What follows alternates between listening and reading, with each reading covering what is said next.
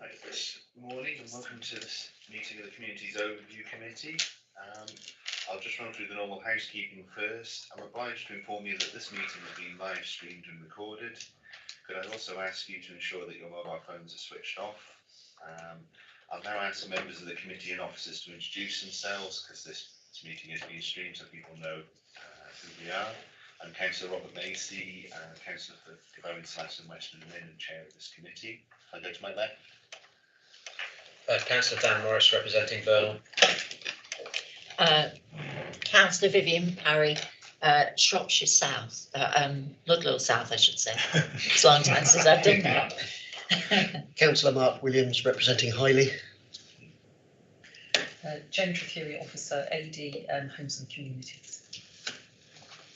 Councillor Christian Lee representing Bridge North East and Astley Abbott Division. Councillor Duncan Kerr, Oswestry South. Ted Clark, Basin Hill, attempting to represent them, but I never did very effectively. Buncombe indeed. Mark Jones, councillor for Caboyne, Salatin and Western. Okay. Emily, Daniel. Daniel Webber, View Scrutiny Officer. And Emily Marshall, Committee Officer. Okay, and I see we've got Simon Jones, the portfolio holder, at the back of the meeting. I assume for the housing item. If you'd like to join us, you're more than welcome. I'll come across, yeah, thank you. Okay, and welcome to Mark. I'll now ask the officers who are joining remotely to introduce themselves. I've got a list of who I'm expecting, and I will run through them.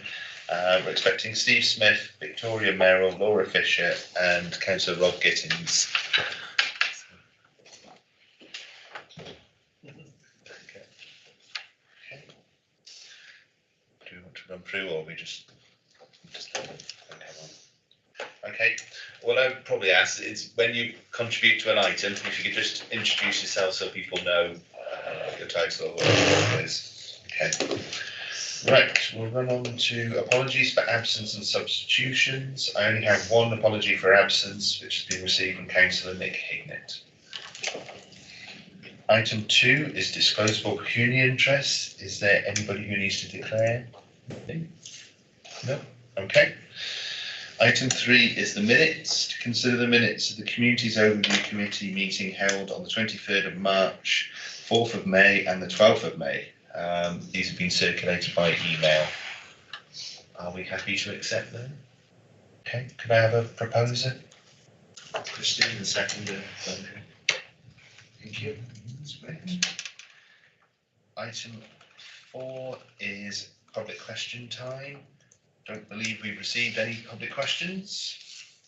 Item 5 is member question time, and we haven't received any member questions. So we're moving swiftly on to item 6, which is the draft housing allocations policy. And I'm not sure, is it Jane, yourself, that wants to introduce this item? Thank you very much, Chair. Yes, I will. And Laura Fisher is also available, as is Melanie Holland, who's the Strategy and Development Manager within Homes and Communities, also online. Members of the committee will have had a chance to see the report already. There are some additional thoughts to be aware of in relation to the strategy. The Council's current allocations policy and scheme, which is the Home Point system that members will be aware of, operates as a common open housing register at present, which means that people can join the register at the moment on the basis that they bid for a variety of landlord dwellings across Shropshire. And both STAR, who manage the council's own housing stock, as well as a number of housing associations within Shropshire, advertise their dwellings through the system as it stands at the moment. But there are some challenges that this has represented for us over time, in that at the moment we don't have a preference for people with local connection within the policy as it stands. There are bands which allow only 4, which allow for limited differentiation between different sorts of housing need, which we wish to correct. And the policy doesn't allow for discretion which we think is quite important given the complexity of some schemes, and hence the review that we now have. What we're looking at now is the policy that reflects the need for the council to comply with Part 6 of the Housing Act 1996, and there is a set of statutory guidance as well associated with that that we have to abide by, which references who's eligible for allocation, how we can determine this, and also the categories of people that we must give what's known as reasonable preference to, which includes those who are homeless, overcrowded, people with medical or welfare needs, or those suffering from hardship. We have also taken into consideration broader strategic needs, which includes the prevention and tackling of homelessness, including reducing the pressure on our temporary accommodation at the moment, how to promote independent living and reduce admissions of people to to residential care, and also how to enable key workers who are on lower incomes to access affordable housing, which is a significant issue in Shropshire currently. So the draft allocations policy and scheme is for those who apply to the housing register, where we allocate our housing stock, the council's own housing stock managed by STAR, and also those of what are known as private registered providers, which is housing associations essentially, and sometimes private landlords as well. We intend to retain the choice-based lettings process, and would see the majority of dwellings continuing to be advertised by STAR and the housing associations. But we are also introducing a formal nominations arrangement, where we would like to see housing associations agreeing nomination rights to 100% of new build homes when they are developed, and then negotiating how the proportion of re-let homes that we are able to nominate into as well. We have undertaken public consultation from the 9th of May to the 3rd of July this year, and we had a lot of feedback from individuals, organisations, parish and town councils, housing associations and elected members, so there has been significant interest in this policy. As a result, under 4.6 of the report, you will see a number of changes that have been brought in from the policy that was brought first to this meeting. So the request that the residency period increase from 1 to 3 years, we have now settled on a residency period of 2 years, on the basis that this is supported by central government policy recommendations and fits with the broader standards. There was concern from housing associations about the local connection and financial qualifications, meaning that they might be left with difficult to let properties, particularly in the more remote rural areas. So we now have a band 7 within the policy, which is widened to contain applicants who might otherwise be able to meet their housing needs through the open market or don't have a local connection, in order to ensure that that housing associations will have a wide group to be able to choose from. However, those people will not have priority over others on the list. There were requests to reduce the financial qualification in relation to household income, and we have determined that the policy, because it covers all tenures of affordable housing, we have split it so that it remains at 50,000 for rented accommodation, but where an applicant wishes to just access low-cost home ownership instead, the household income threshold is raised to 80,000. So that's what's set out in the policy now. There was a concern that care leavers who are placed out of county wouldn't have a local connection, so couldn't access affordable housing.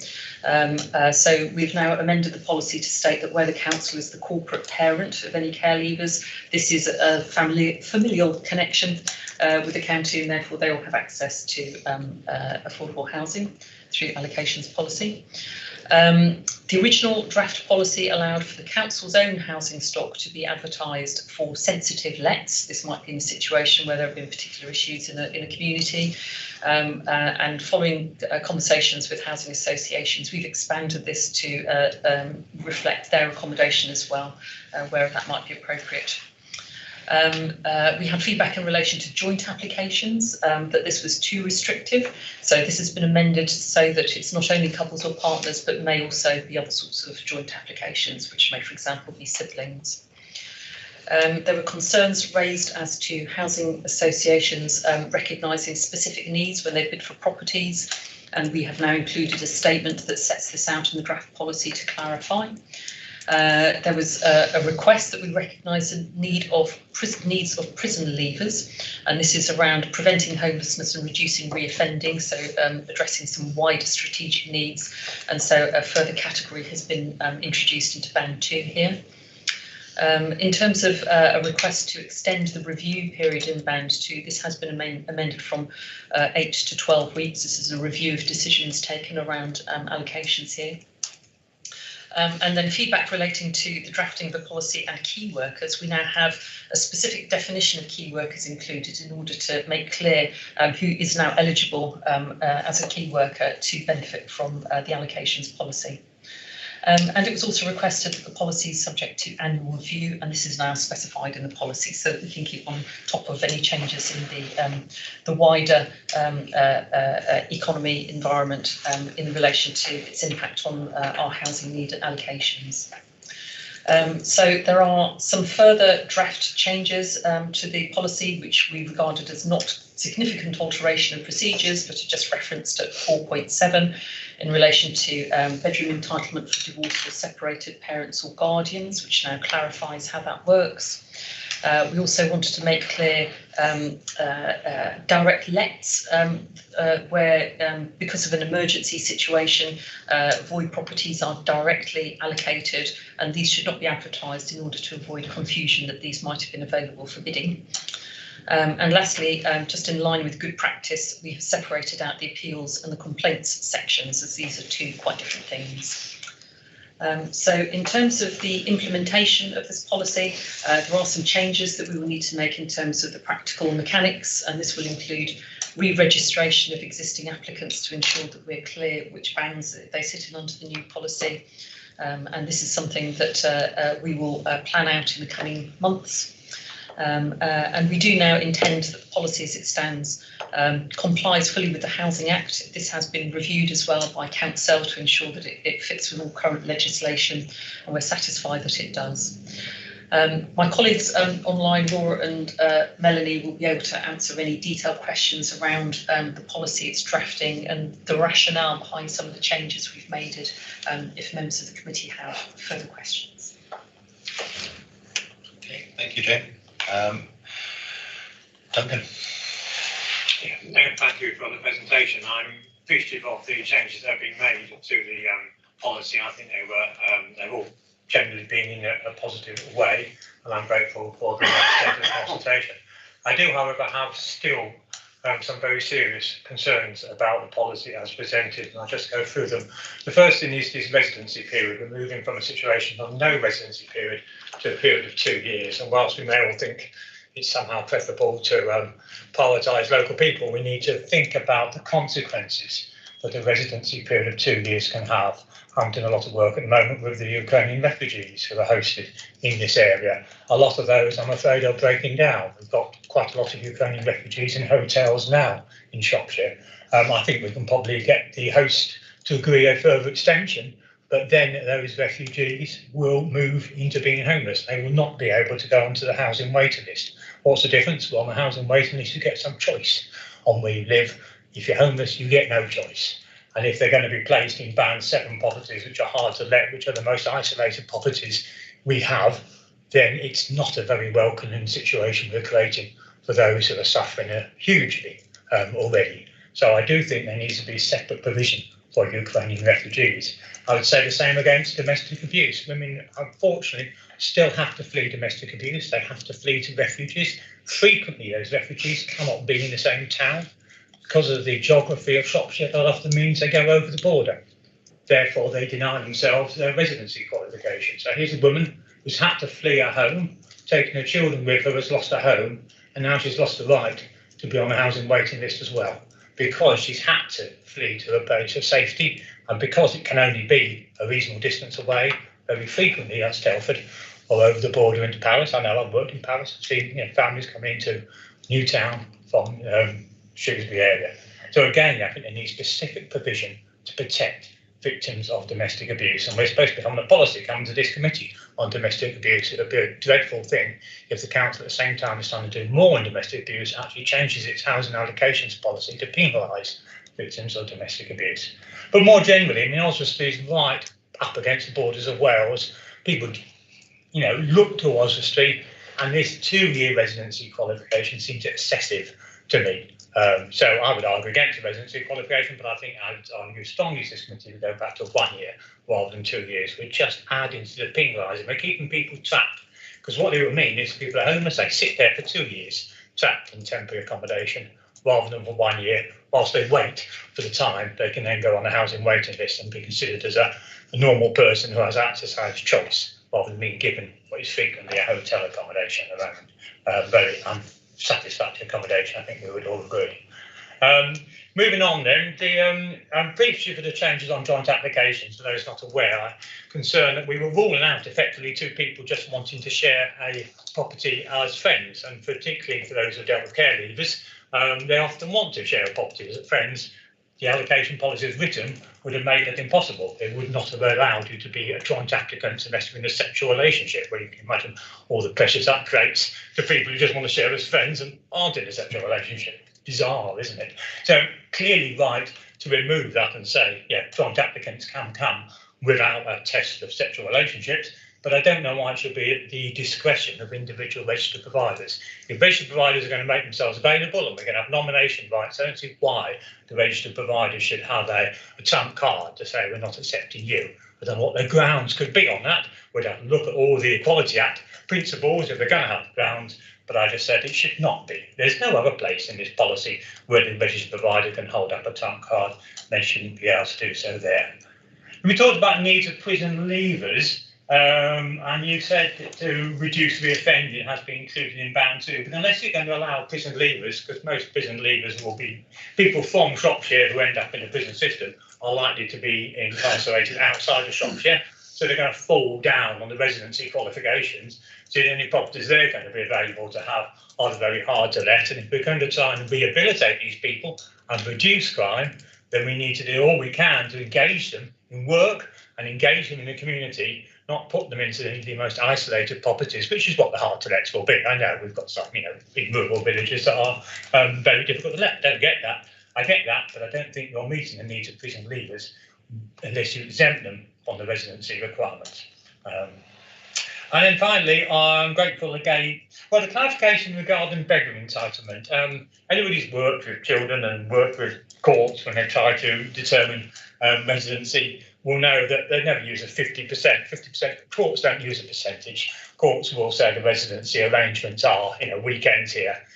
50% is a very high bar. So 50% would effectively mean that somebody who receives the children, I don't know, say on a Wednesday evening and every weekend, won't meet the 50%, won't have any ability to have any extra bedrooms, and it will just break down. So effectively you'll deprive those children of access to that parent, because the parent won't be able to accommodate them. The bedroom situation being as tight as it is, if you haven't got a bedroom them to sleep in, how can they come to you at a weekend? Where are they going to sleep? On the lounge? Is that really what we're asking for? So I think that needs to be set at a much lower, I would say about 20%. I do understand, but 50% is far too high.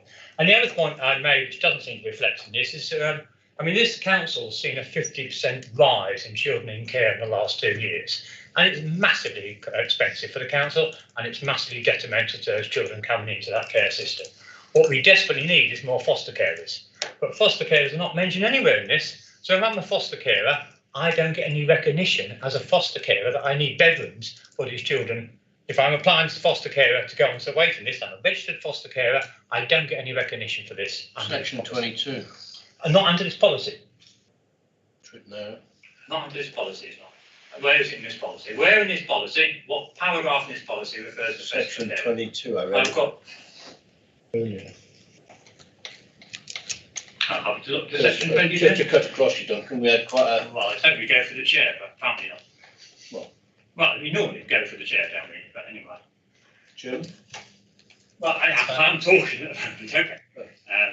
Section 22 talks about supported accommodation, doesn't mention foster carers at all, so I don't know what the interjection's about at all. I'm saying it needs a specific provision to protect the situation of foster carers being able to care for children. The council desperately needs foster carers to care for children. The foster carer therefore needs to be exempt on the bedrooms, because their family doesn't need bedrooms, but clearly the children that they're going to care for will need the bedrooms. We know how many they're registered to care for. we should therefore allocate housing on that basis, and that way we'll maintain their valuable contribution to ensuring that children have the very best outcomes, irrespective of the fact that, albeit they're in the care system.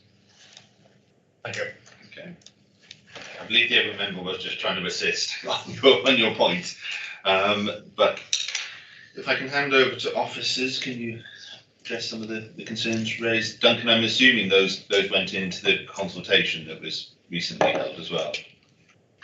Sorry, most of them did. Obviously, the one about the extension of the residency qualification to 2 years didn't, because that wasn't proposed. It was a 1-year proposal that came to us. No, that's fine. I'm just checking they will have had those in there. Okay.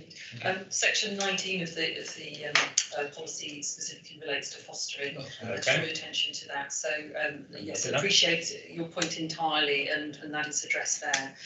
In relation to the other points, if I can call in Laura Fisher around Ukrainian refugees and domestic abuse, because I'm aware that her team has been doing significant work on this.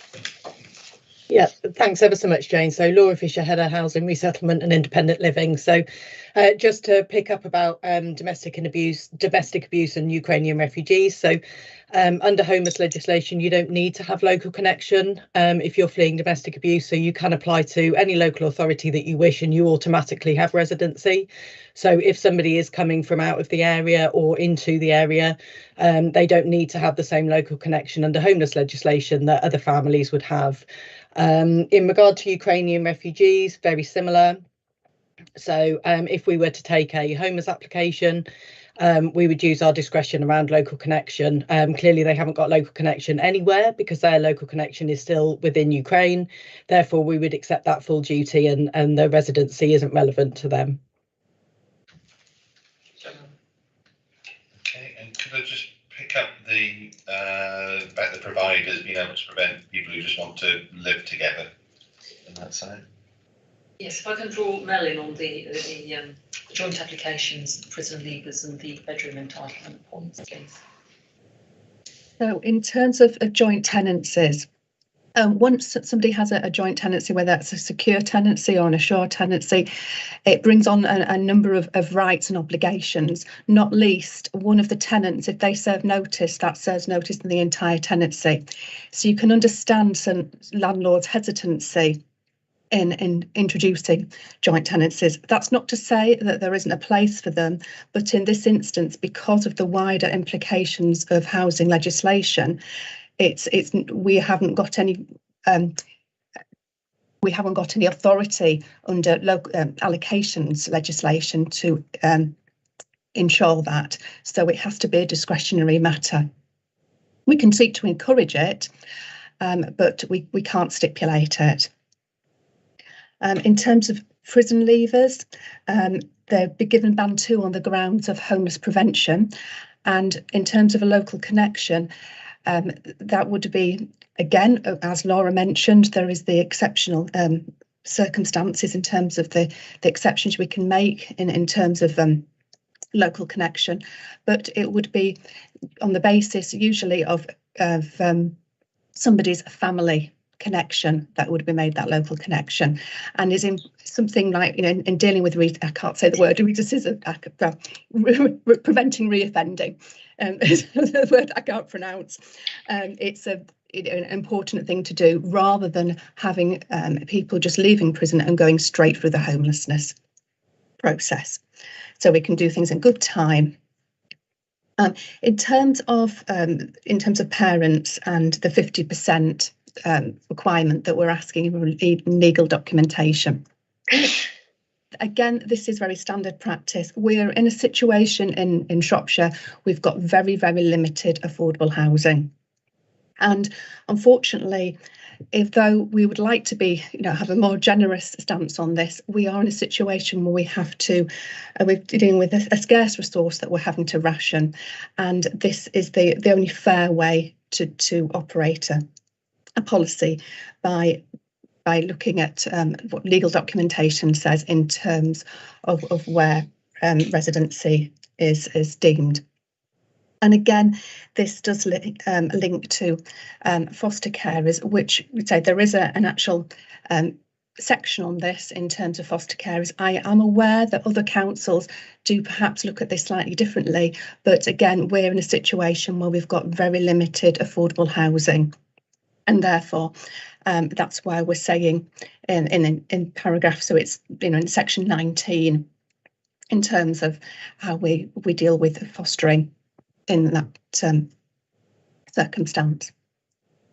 Okay, thank you very much. Duncan, is there anything you just want to come back on those points? Just, I don't think quite it's been appreciated the difference between a homeless application where there is no choice, you have to accept what's offered to you, which is what's happening to Ukrainians, which is why we've got them in our hotels at the moment. We haven't got anything on the waiting list who goes into a hotel. We have people who are homeless, and I accept that. But the whole point of a choice-based letting system is to empower people to make choices. And I'm just questioning, why can't we empower people who are victims of domestic abuse, people who have come from Ukraine as refugees, in the same way we empower other people? Why do we force those people to have no choice and just accept what's available under homeless legislation, rather than enabling to join the waiting list in accordance with the needs of everybody else, and actually have choice in seeking where they want accommodation? It doesn't seem much to ask to me.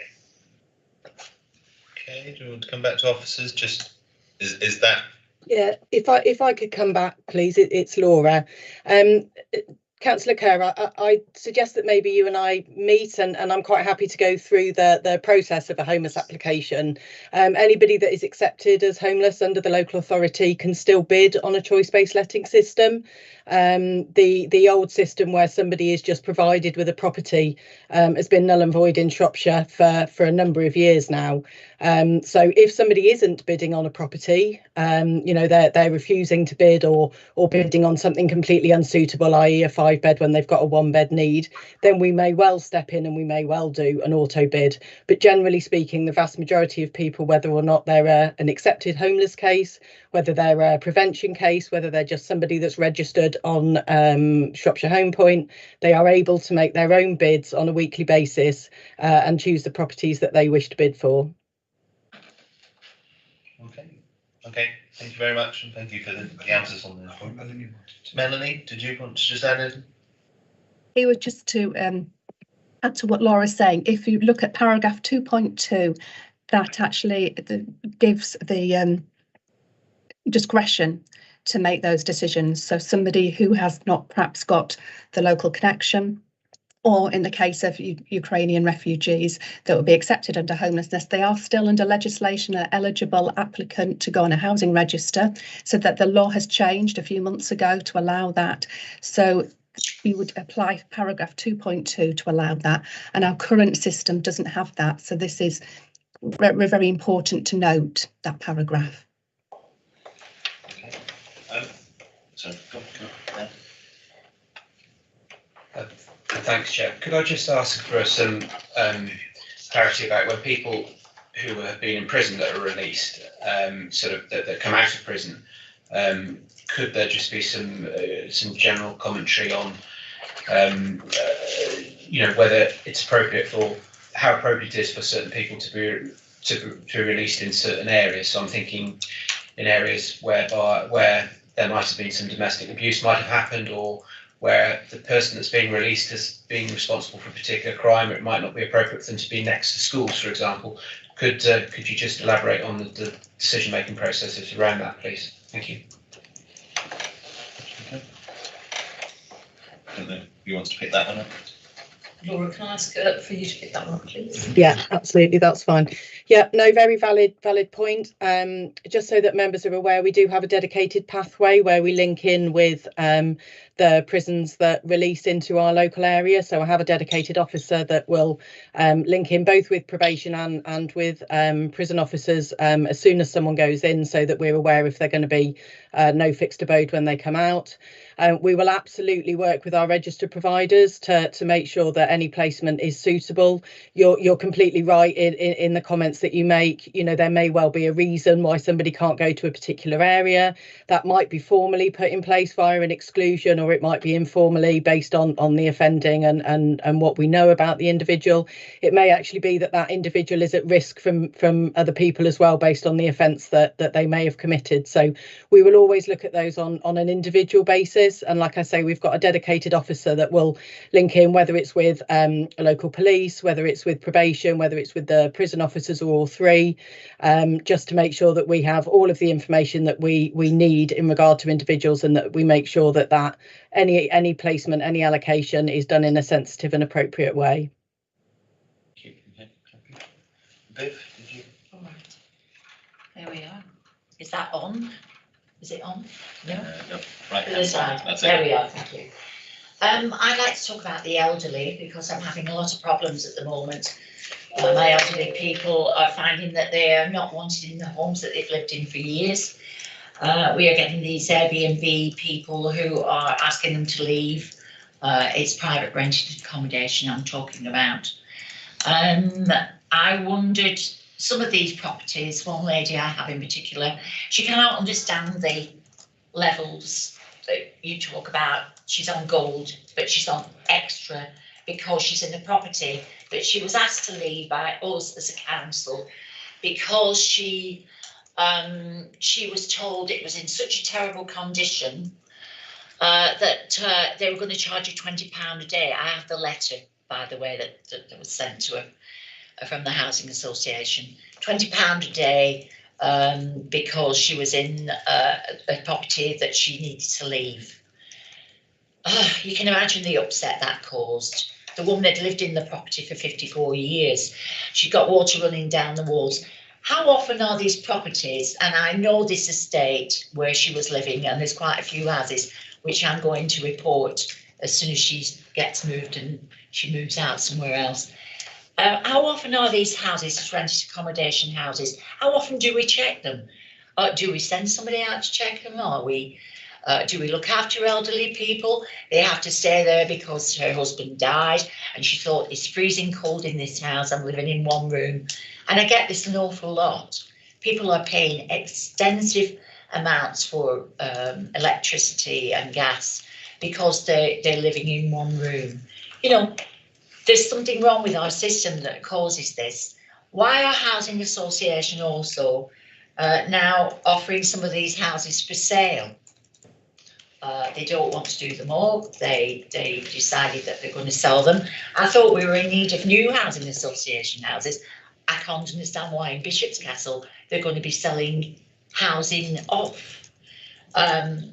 They also, I'm sorry about the fostering and adoption, but I am a foster and adopter, and I know that my own family had plenty of accommodation, and it was checked on before my children, the ones I adopted, moved in.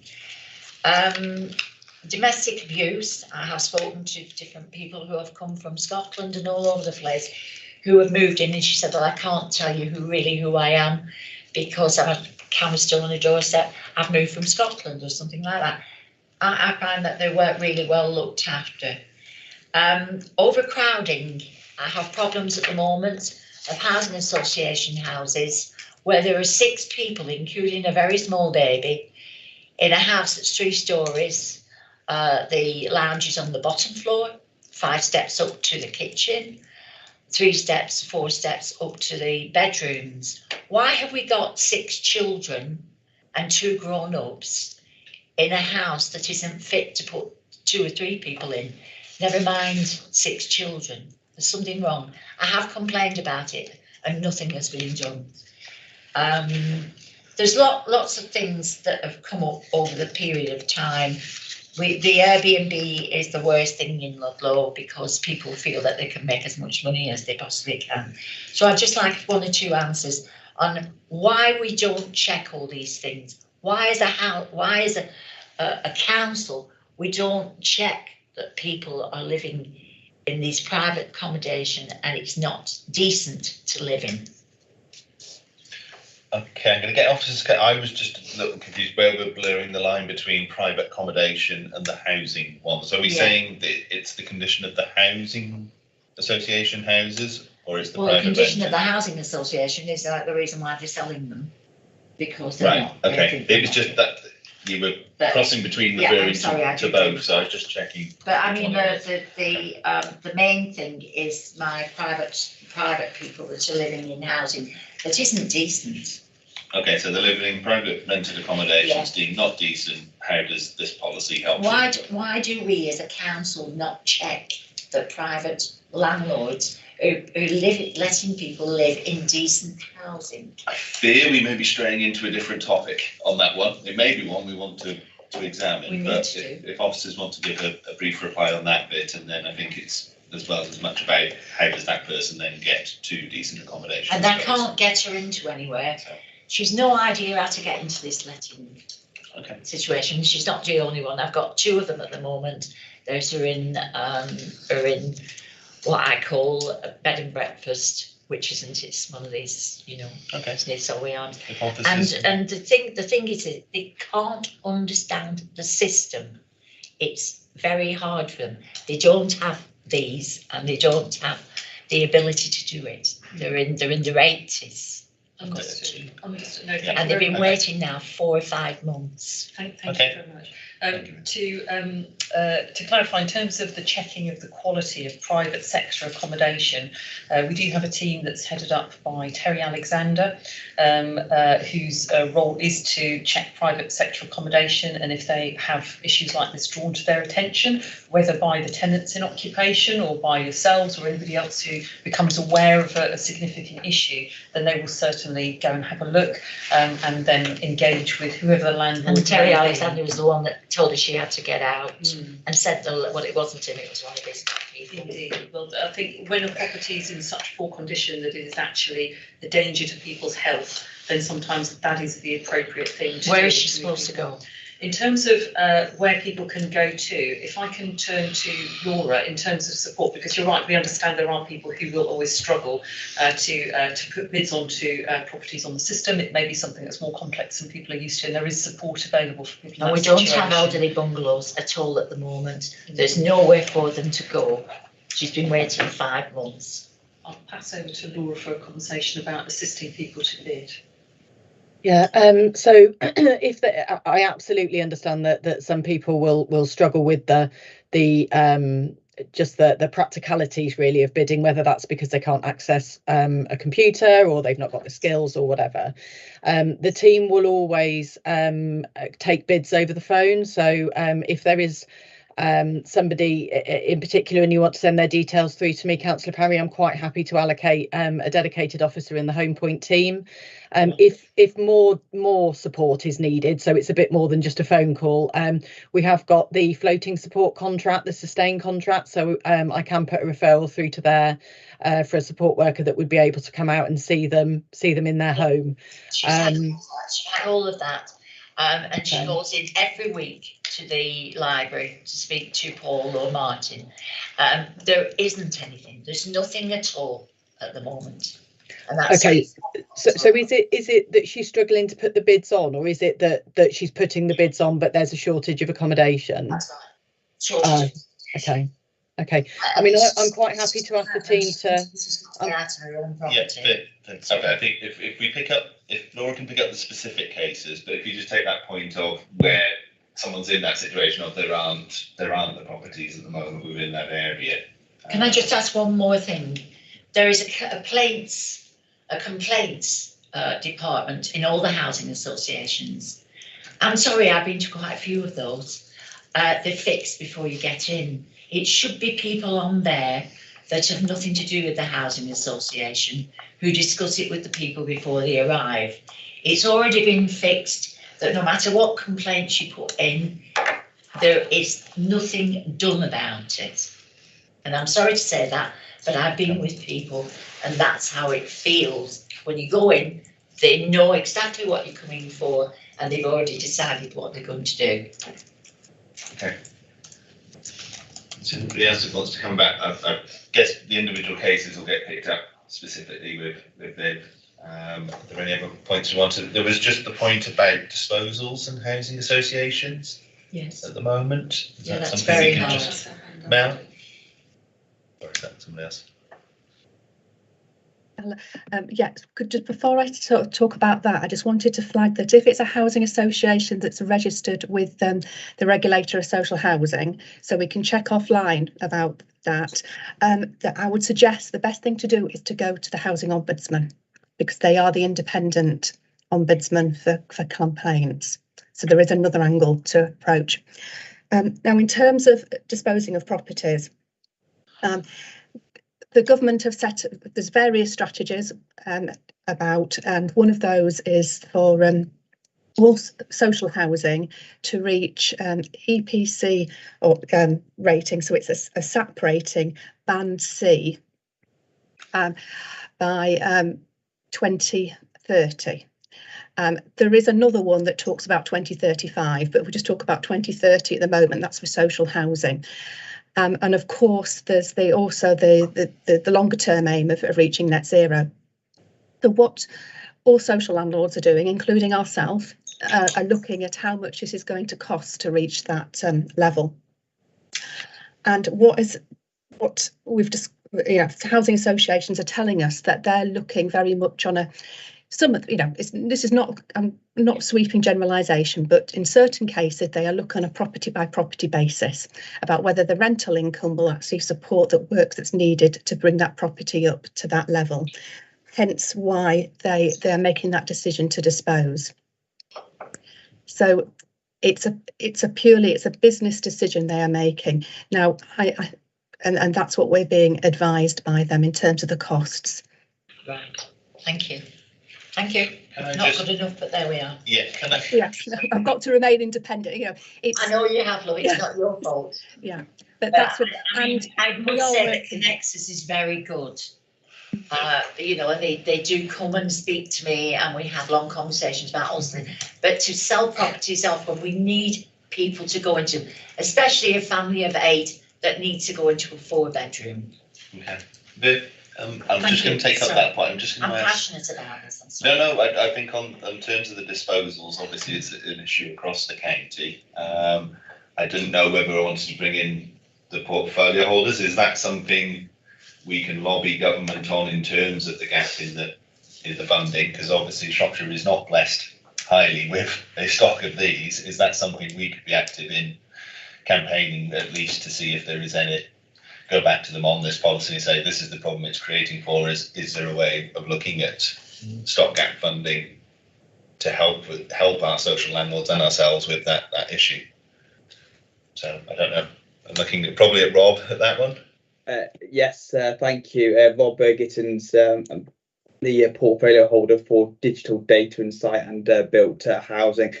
Yeah, I'm also fully aware of a question coming to council actually on this actually around the disposal of stock by some housing providers. I think at the end of the day, all we can really simply do at the moment is, yes, lobby government, but also explore solutions, which is exactly what we're aiming to do. So that's just something you're going to have to just leave with us whilst we explore what solutions we can put in their place. All right, thank you.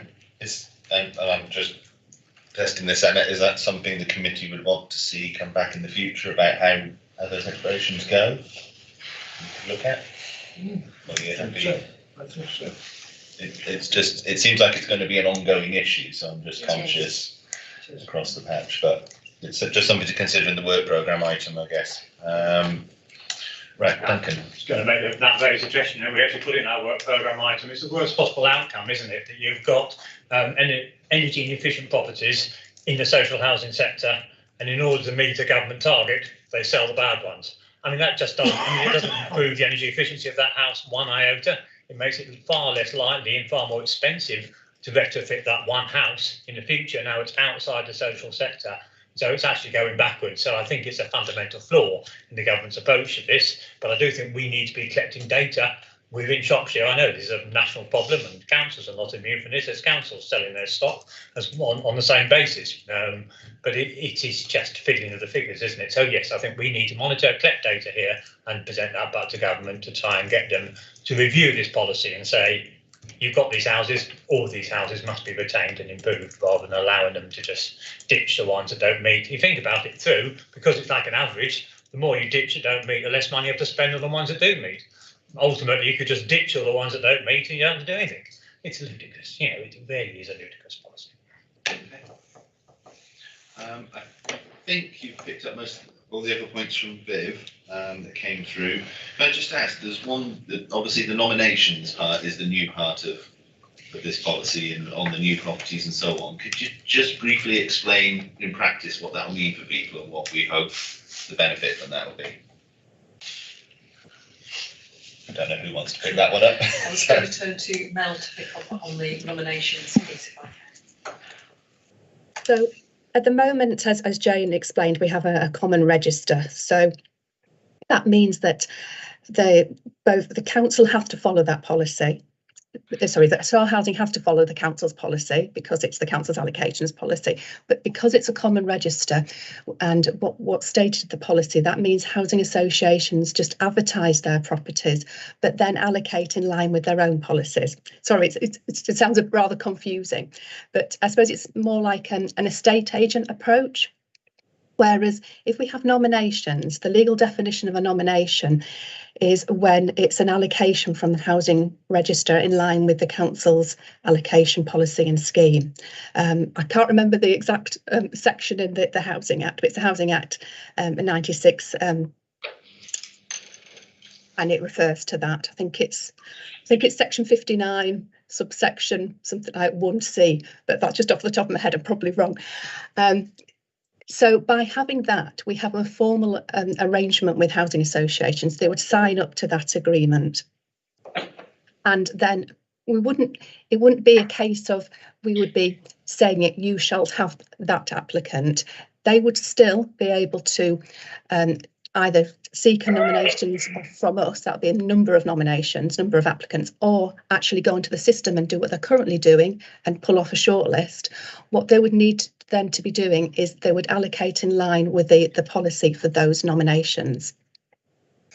And then it would mean that where we did query why somebody wasn't allocated a property, we would actually have that a formal process for actually challenging that to understand why. And it could be a very straightforward reason.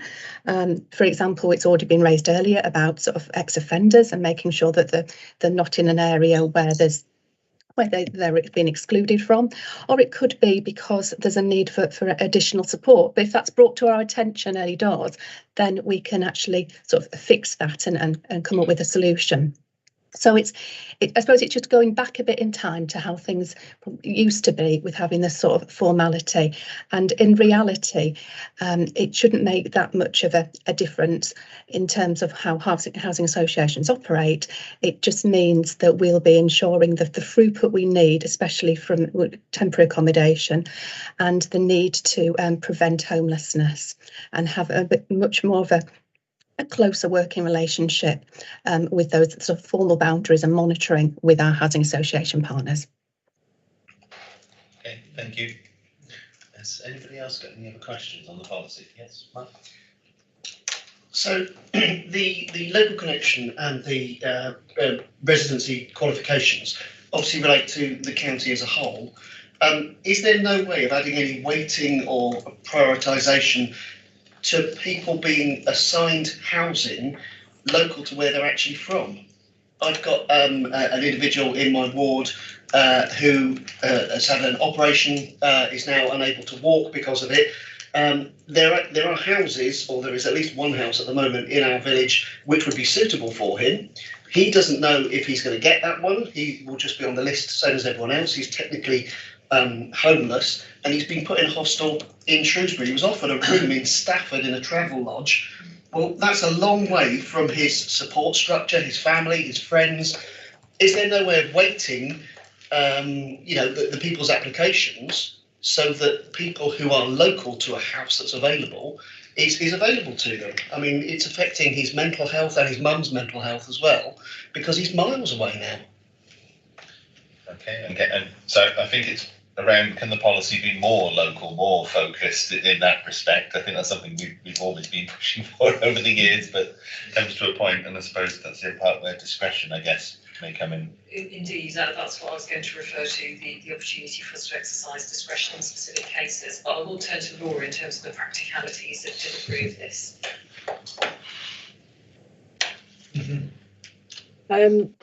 I mean, I think what we're talking about is the difference between local connection and a local lettings policy. I'm sort of looking at Mel because I'm thinking that I know that she's more knowledgeable on this than me, but there is a difference between whether someone's got local connection to the county as a whole and actually whether or not individual schemes have got a local lettings policy, which therefore gives priority to individuals in that local area. So I might pass over to Mel if that's okay for you to just go through that. So in terms of local connections, that's set out by legislation. We have to be, and the local connection, I say, is to the county. And yes, we are in a huge county, so it might seem a bit strange. We have to be very mindful of that's what the legal definition is, because if we start changing things and affecting the priorities of people in the reasonable preference categories, we could be subject to judicial review. So bearing that in mind, as James just mentioned, there is discretion, and as Laura referred to as local lettings policies. Local lettings policies, how we generally think of them, relate to planning legislation. So when there's a section 106 site that's an exemption site, usually that's sort of on the edge of a rural settlement, and there has to be a local lettings policy introduced for that. But in terms of just general day-to-day lettings to local people, fortunately, we would be, we would breach in the Act, and we'd put out the authority at risk if we're to do that as a general approach. We have to comply with legislation.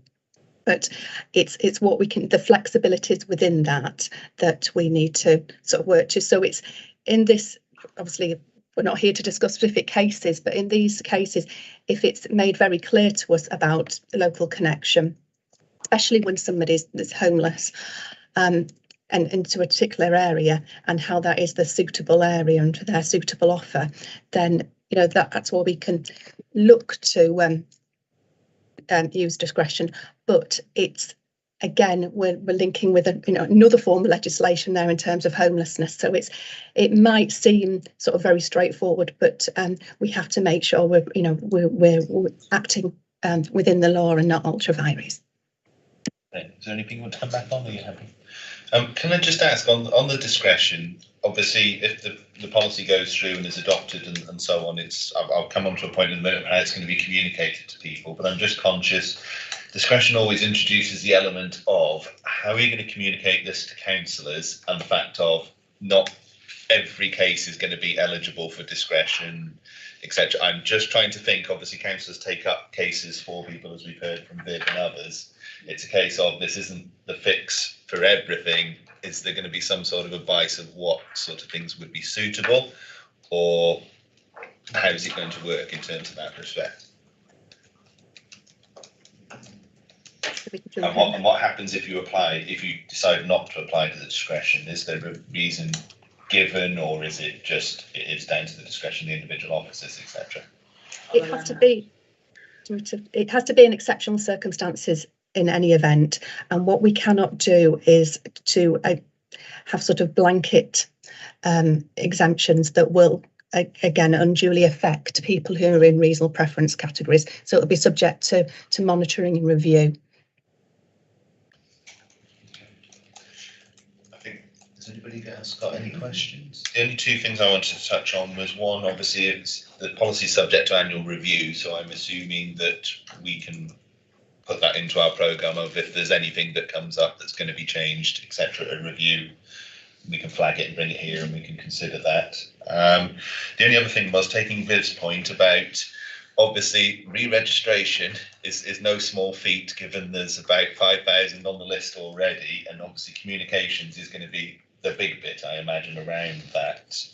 Have you any idea how you want to go about it, the sort of timescales involved? Because it's obviously going to be something that is a worry to people. that they're going to be rebanded, and obviously some possibly will move between their priority bandings. So it was just a case of, have you set out any plans for that?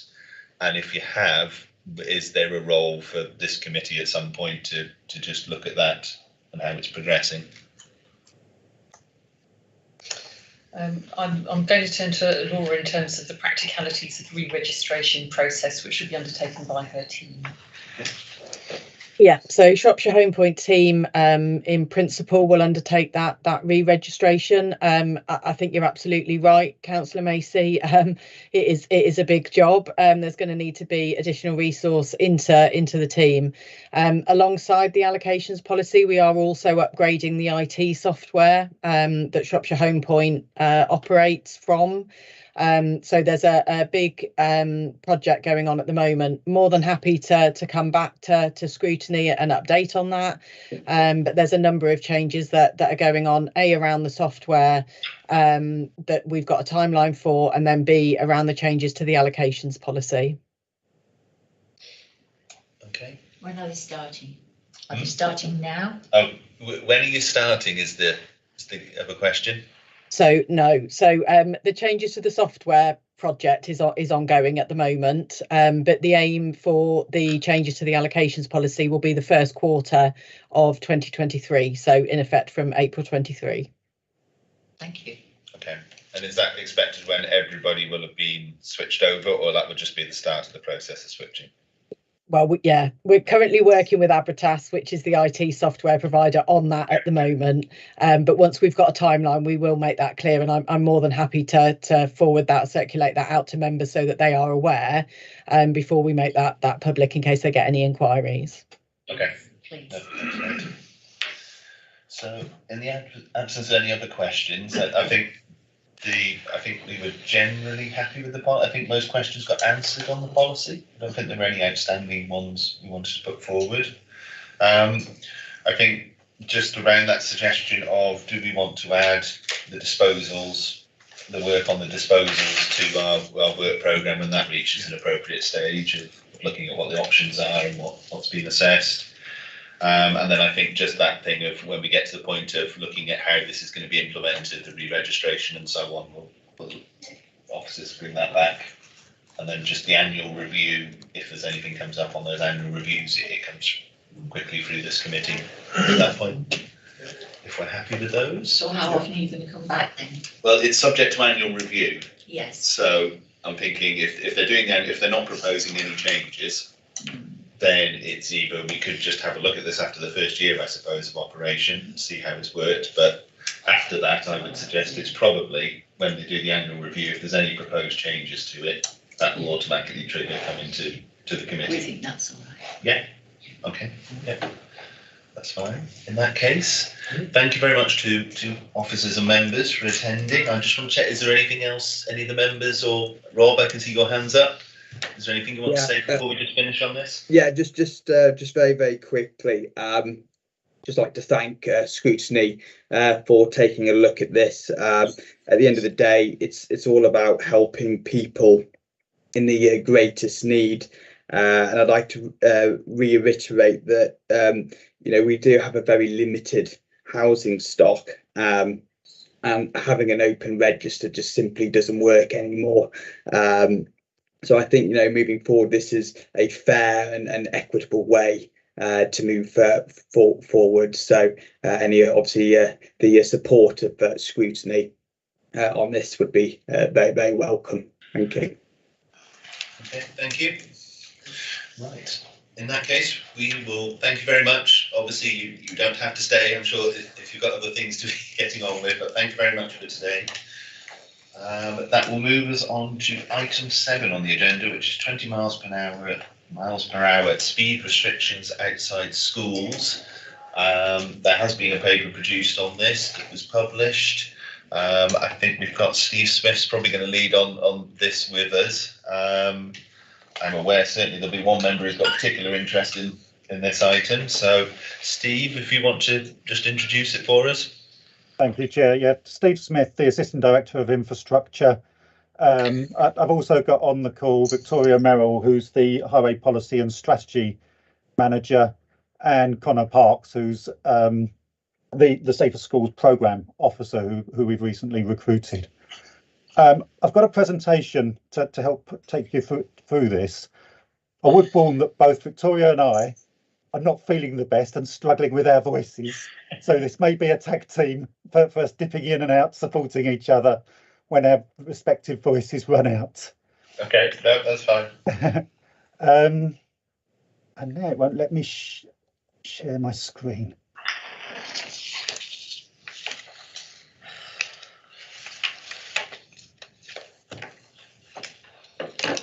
So hopefully people can see the presentation there. Yeah, that's a bit now. So just to take you through the background of this goes back to a motion that was brought to council back in September 2019 to look at what could we do to improve safety outside schools, both through either a 20 mile per hour zone and more broadly looking at safer streets solutions for outside schools.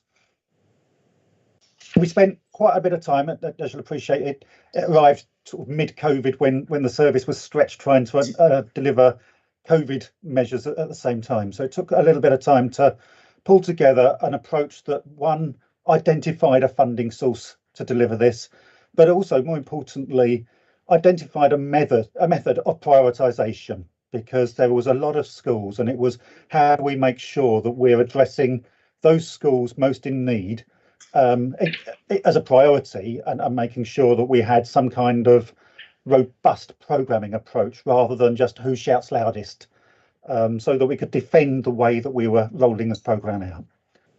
So we got approval for the approach back in September 2020. And since then, we've been doing a lot of work collecting traffic data, undertaking some specific site reviews of each location. I think for the purposes of this, it's important to understand that a 20 mile per hour zone isn't just a 20 mile per hour zone. What we're trying to do is take a view of well, what's the right solution for each individual site rather than just a blanket approach.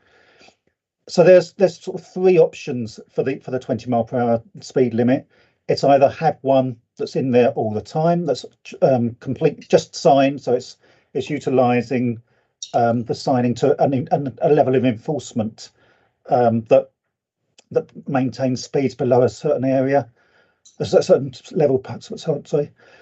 A 20 mile per hour zone, which is a broader than just the one linear road, that requires a bit more traffic calming to make sure that there's some kind of physical support to create that environment of 20 mile per hour zone, or whether for the most part of the day 20 mile per hour zones weren't appropriate, but during school finishing and the starting times, actually a variable speed limit of 20 mile per hour was the right solution for that location.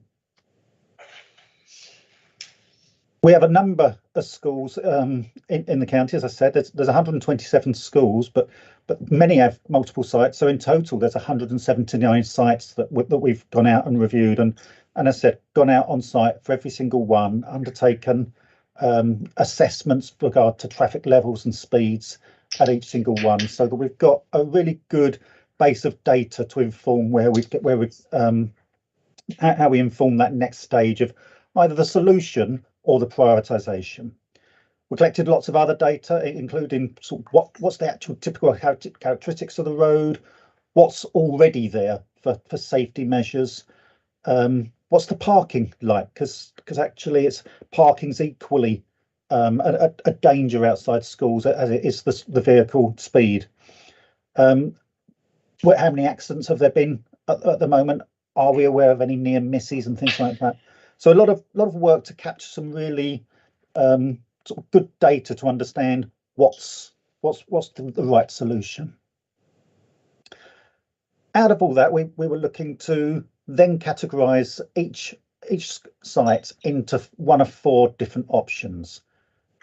The first one being, well, actually, the speed limits at the moment are sufficiently low that they don't warrant a 20 mile per hour speed restriction, and all 20 mile per hour speed restriction would do is just create more sign clutter rather than make any tangible difference. and as an effect, perhaps other educational or other measures were more appropriate rather than a 20-mile-per-hour zone. The option 2 was that signed only speed limit. Option 3, the variable one, and option 4 is actually we probably need to do even more than that, and what are the physical measures that we need to do in complement a 20-mile-per-hour zone approach. So with regards to how option 1 was sifted, it's anything that was showing that the speeds were already less than 20 miles per hour.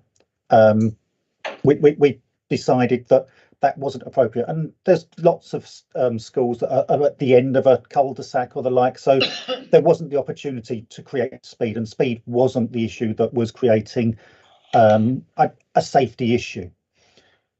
Anything between 20 and 24 miles per hour, we were looking at signed only. Typically, enforcement for 20 mile per hour would be significantly higher speeds than that. So it wouldn't be appropriate to do anything more significant than that, and it would be likely receive little enforcement. Anything greater than 20 mile per hour went into that next list of a bit more detailed assessment to understand, given that location, what is the right outcome.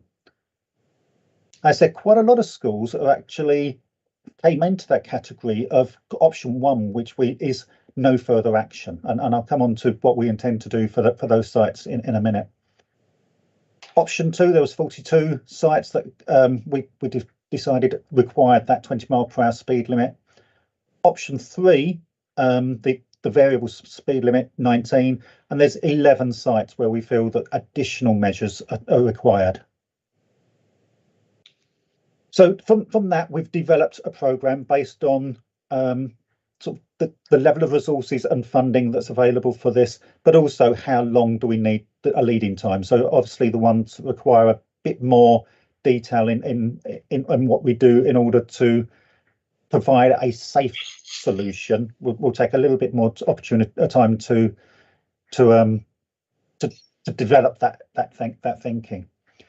It's also fair to say that we are limited by funding, so we've utilised funding that's available we get from DFT to put towards this, but just as importantly, we're limited on resources, and this whole area is an area where nationally there's a resource shortage. There's evidence that's showing that 30% of teams, both within the private sector and public sector, are vacant at the moment because there's just not enough skill sets out there. So we've really struggled finding the resources, and so have our partner WSP of finding the resources to help deliver that. But we think we're there, and I'm glad that Connor's on the call as someone who's newly joined us to support this programme. As I said, we didn't just want to focus just on the 20 mile per hour zones because parking regulations are quite important in this area as well, and we're looking at the potential for alterations to existing school keep clear yellow zigzags so they actually comply with traffic regulation order requirements, and we can undertake enforcement in those areas, and looking to upgrade some of the other parking restrictions as and when we're undertaking highway maintenance in those areas as well. We've done an awful lot of engagement, so all local members, town, parish councils and schools have been informed of the surveys in their areas in advance and asked to inform of any potential influencing factors. We've got a dedicated email set up so that people can sort of write to an inbox that captures all of that information. We've got a designated communications officer that's leading on all the press information, so there has been sort of press releases through the process. We've got a webpage developed, and we've also got an invitation to schools to supply their own data and curriculum links produced. And we've also produced briefing notes and updates to school leaders. So we've tried to keep everyone involved and engaged in the process so that it's part of a sort of a joint view of the world, not just a perceived view from the council.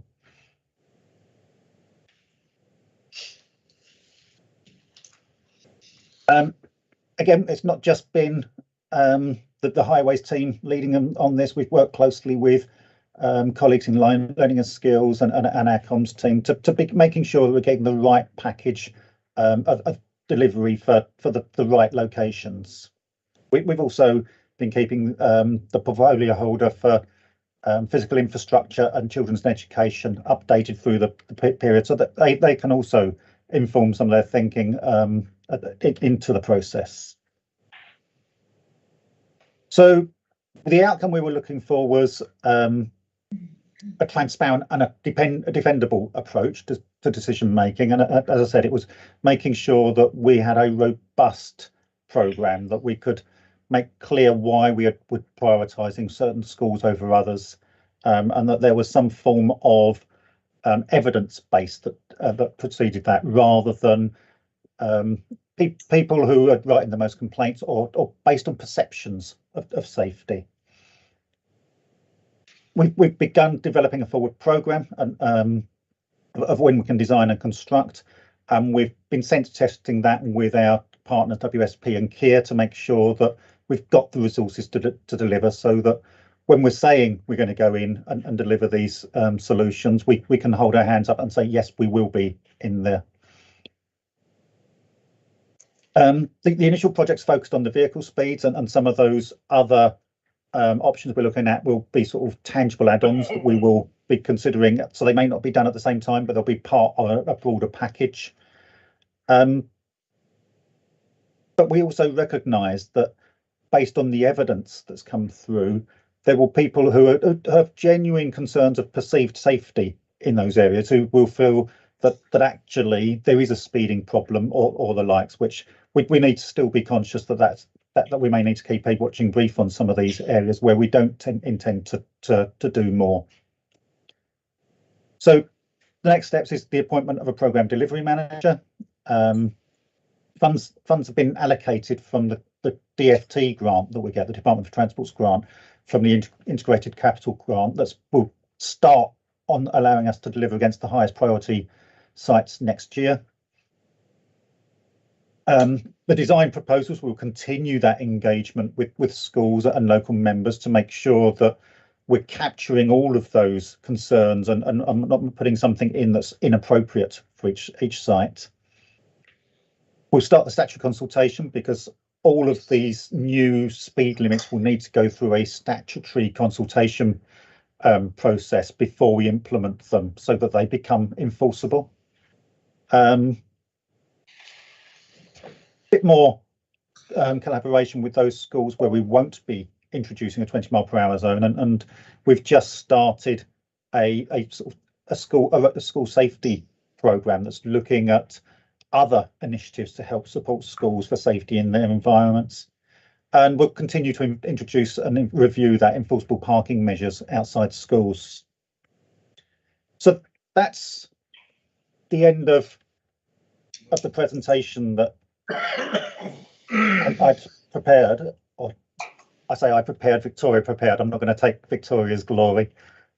Happy to answer any questions. As I said, Victoria, who's very much led on this scheme, is available as well. So I'm hoping we can cover off anything that you're able to ask and give you reasonable answers.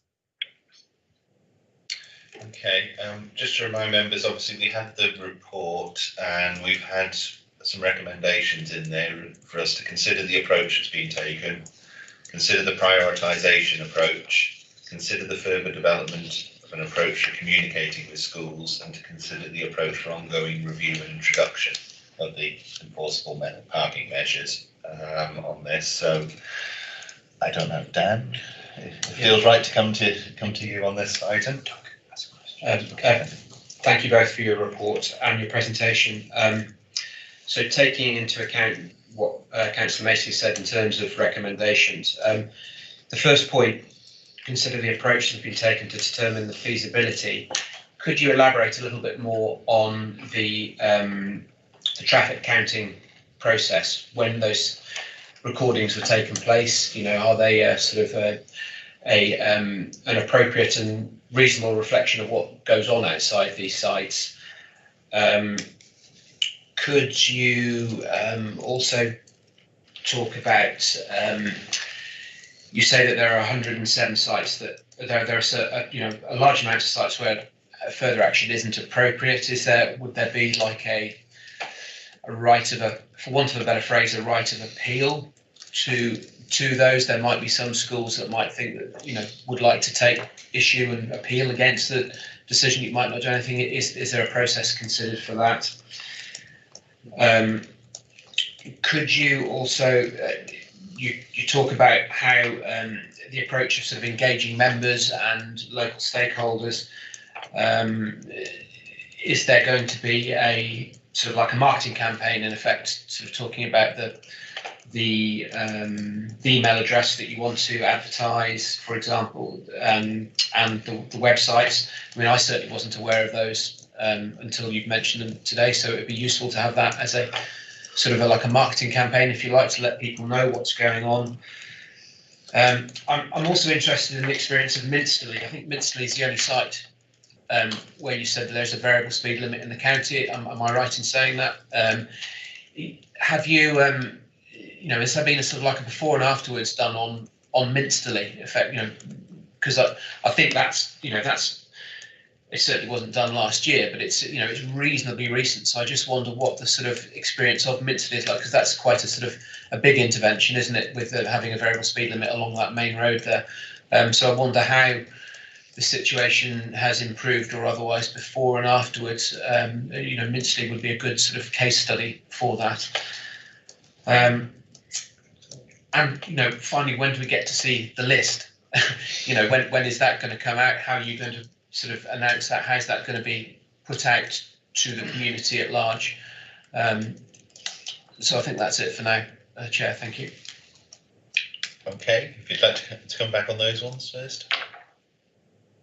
So firstly, for the timescales for the counts and the surveys, obviously we've had a large period of disruption with schools, and therefore part of the delay for us getting to this stage is making sure that we've had the opportunity to undertake some surveys at the appropriate time, so that we're capturing data that is meaningful rather than data that reflects a period where schools weren't operating in the most appropriate environment.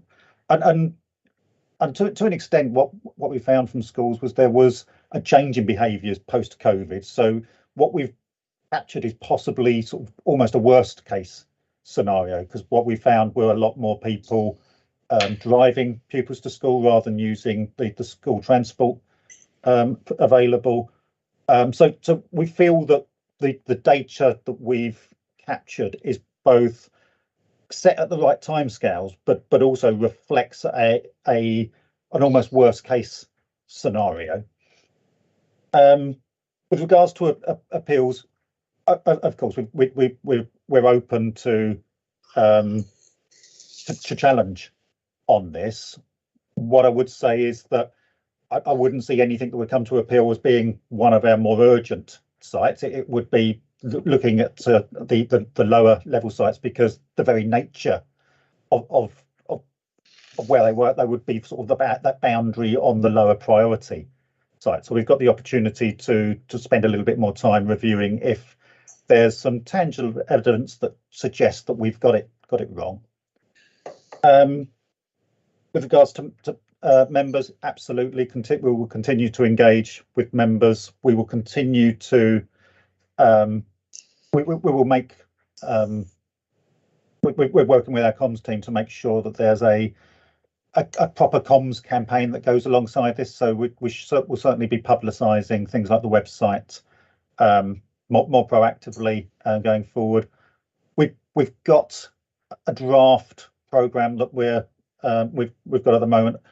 We're just making sure that we were waiting to make sure we've got the resources in place to make sure that anything we publish has got a level of confidence against delivery in. But Victoria might shout at me if I'm wrong on this, but I think we're close to being able to share a programme of when schools will be, which schools will be at what stage. Victoria, is there anything that I've missed there that you want to pick up, particularly on Councillor Morris's part on Minsterley Lovell?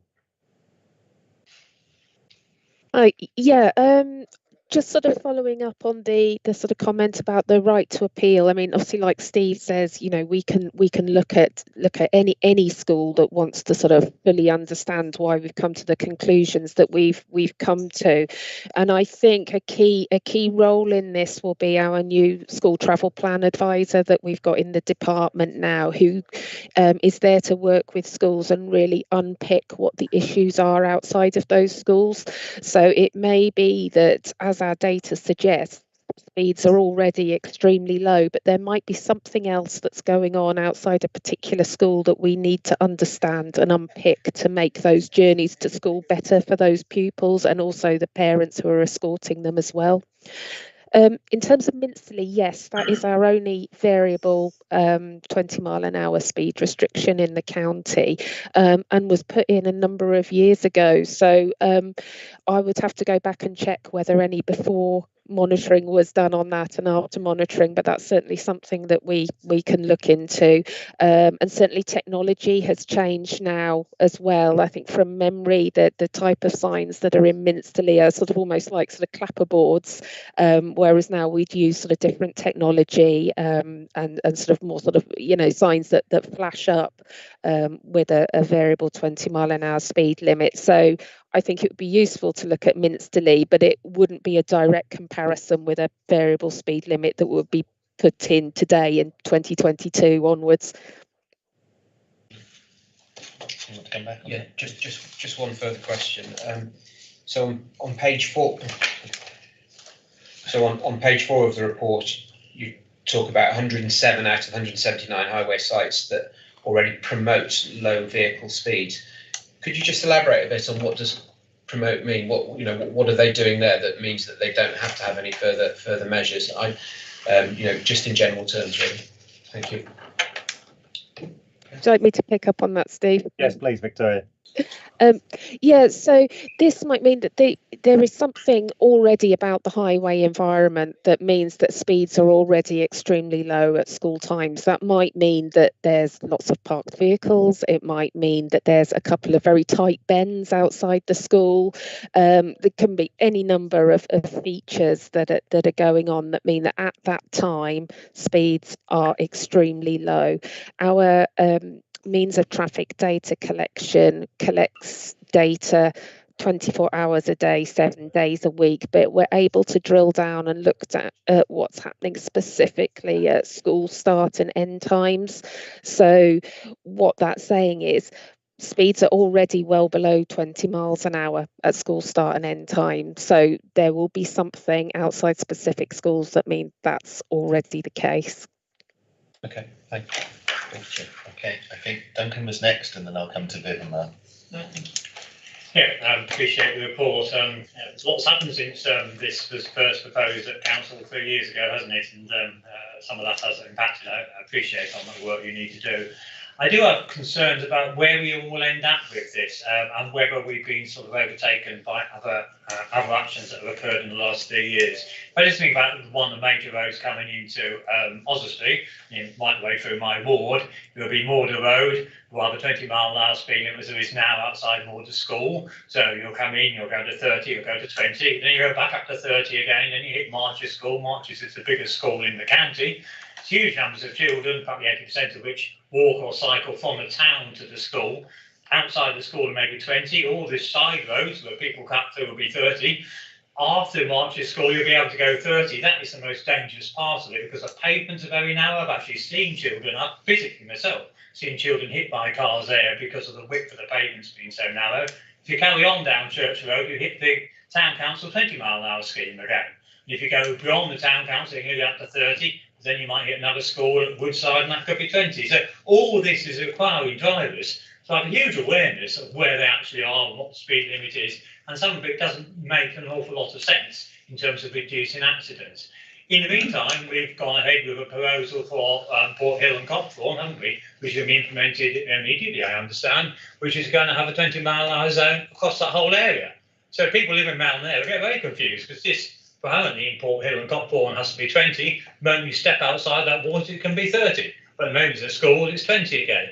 And I just think you're making it far too complicated. It's going to cost £3 million, I think, when I look at this programme to do these works. I know it's government money, not our money, but I just think now we know what we know. Now we've actually committed ourselves to a pilot area-wide in Cockthorne and Port Hill. Maybe we should just take a breath and look for area-wide solutions. 80% of the schools here are not going to receive anything, either because they don't need anything or they're going to receive signs.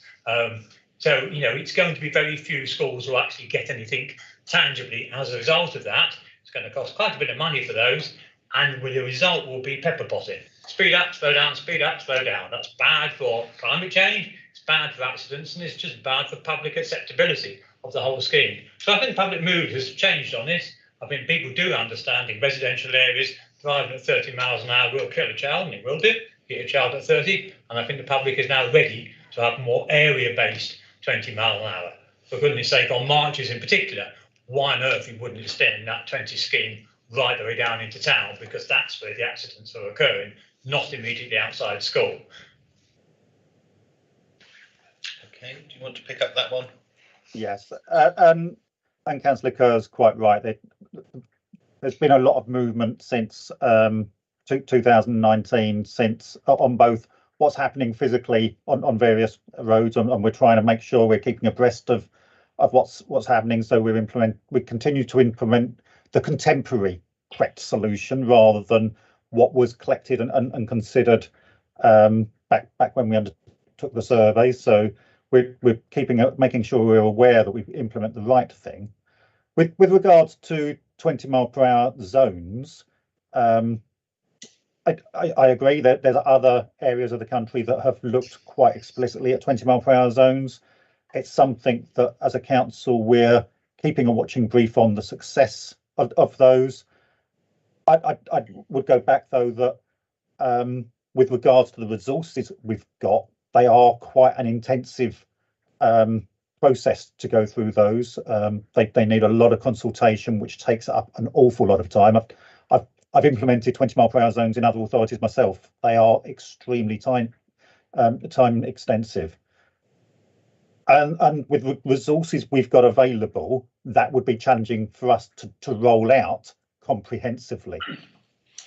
The focus on this was to make sure we're maintaining a safe environment for school children, and therefore we would see this as possibly the first step of something broader, but it's making sure we're doing the right thing for the county as a whole, rather than just reacting to sort of what's the latest contemporary view from various others. I challenge the statement that it's government money, not ours. Actually, it's our allocation to government, and we've got an element of flexibility on how we spend that. But that flexibility has to make sure we're deriving the best value from that spend, which is why a majority of that money is spent on where there are current accidents occurring, and similarly, part of the prioritisation we've undertaken for these school streets is making sure that we're targeting those areas we feel are the most dangerous in the first instance. And at the moment, without that broader understanding or going back into certain areas to collect the data for broader 20 mile per hour zones, it may mean that we spend more time waiting to implement solutions when we could be implementing things now and reducing the risk for areas we've identified that are a higher risk than other sites.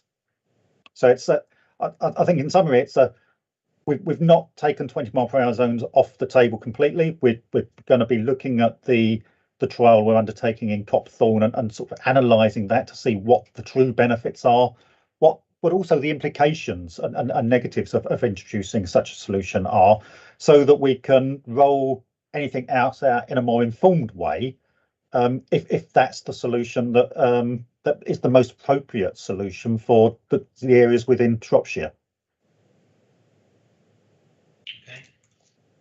Okay. I'd like to thank Dan Morris for bringing this forward in the first place. Councillor, I'm right about that, aren't I? I do remember things, you know. So if people talk to me, I remember what they say.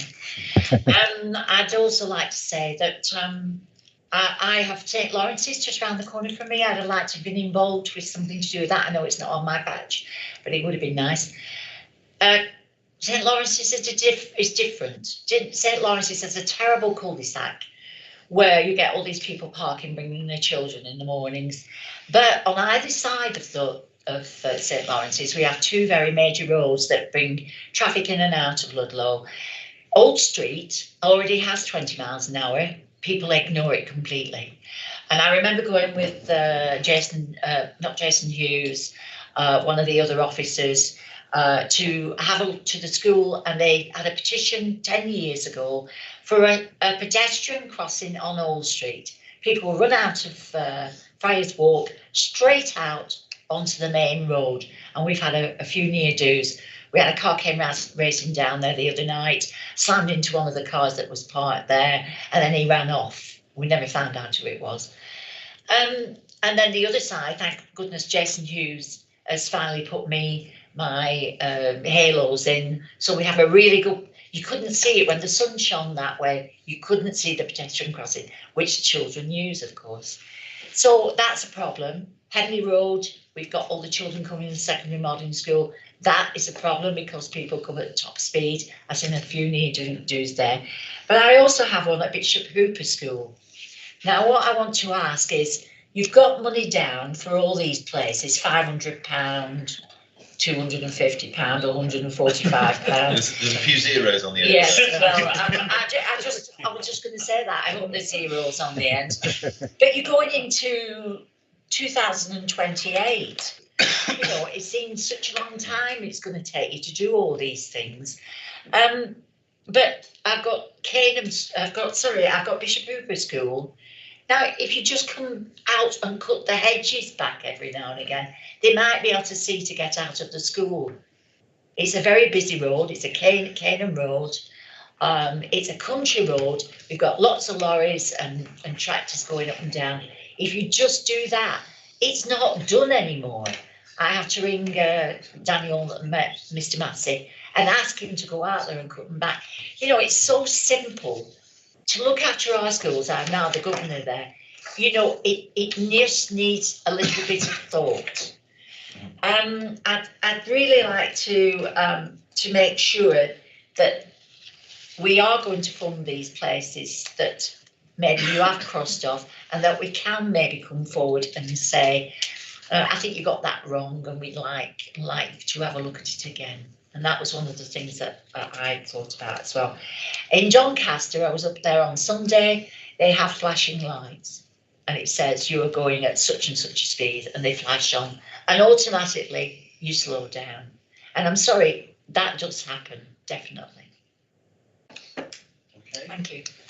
I don't know if you want to pick up to those points. I think there probably will be, I think, just speaking with the committee officer, there is a suggestion we were thinking of picking up more around community transport, active schools, and that bit in the future work programme for this committee. So we can bear that in mind in terms of the other bits. But if you want to pick just up make it those 20 points. mile an hour, please, instead of people just ignoring it.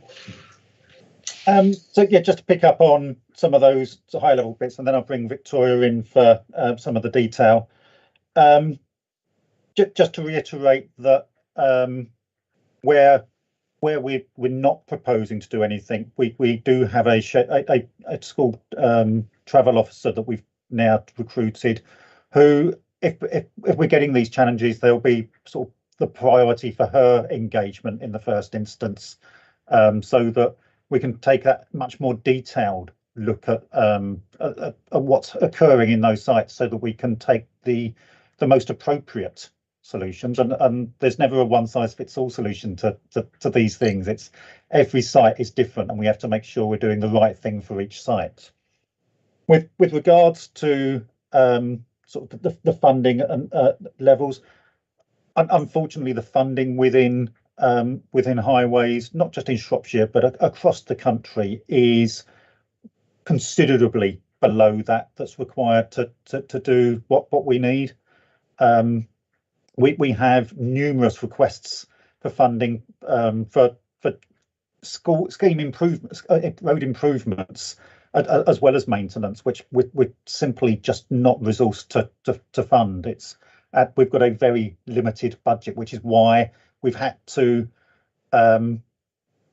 sort of do a little bit from what we get from DFT over several years, because otherwise we would be slipping areas where we've got existing road accidents occurring that we would then delay. And obviously we've got to take that balance between safety where there's a defined problem because there's recurring accidents to with sites around schools where there's not an accident problem, but we recognise that there's a heightened risk in those sites. So it's been a fine balance for us. And as I said, it's not just about funding, it's about resources as well.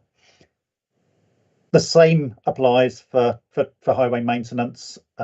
We are woefully underfunded from government for highway maintenance, and even with the council putting additional money into the system, it's still we've still got a situation where we've got a deteriorating highway network. So we do limit on how much we can do. Vegetation particularly is often not owned by the council. It's quite often owned by the landowner adjacent to the highway, and therefore, as an authority, the first steps we have to take is to make sure the landowners undertaking the maintenance with regards to their responsibilities for that hedge before we intervene, because once we intervene, we start a whole legal process that we would seek to recover those sort of costs. Where it is ours, we do try to maintain, but again, there's a limited pot of funding that allows us to do things. So we do tend to be more reactive. So when it's got too bad, we get out and go there because we've simply not got the funding to proactively go out and cut everything within the county. Victoria, did you want to add anything onto that with regards to the specifics around St Lawrence, or more generally the programme?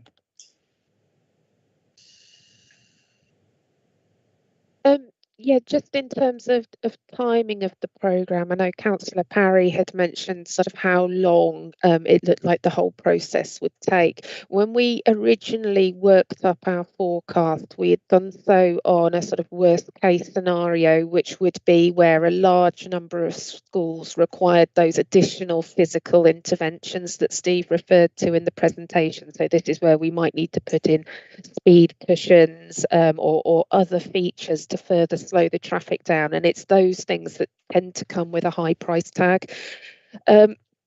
Having now been through the data collection and the feasibility work, there are fewer schools that fall within that bracket than we had originally sort of projected for. So it might be that we can deliver the programme as it stands at the moment over a much shorter time scale, because we can effectively do more smaller schemes more quickly.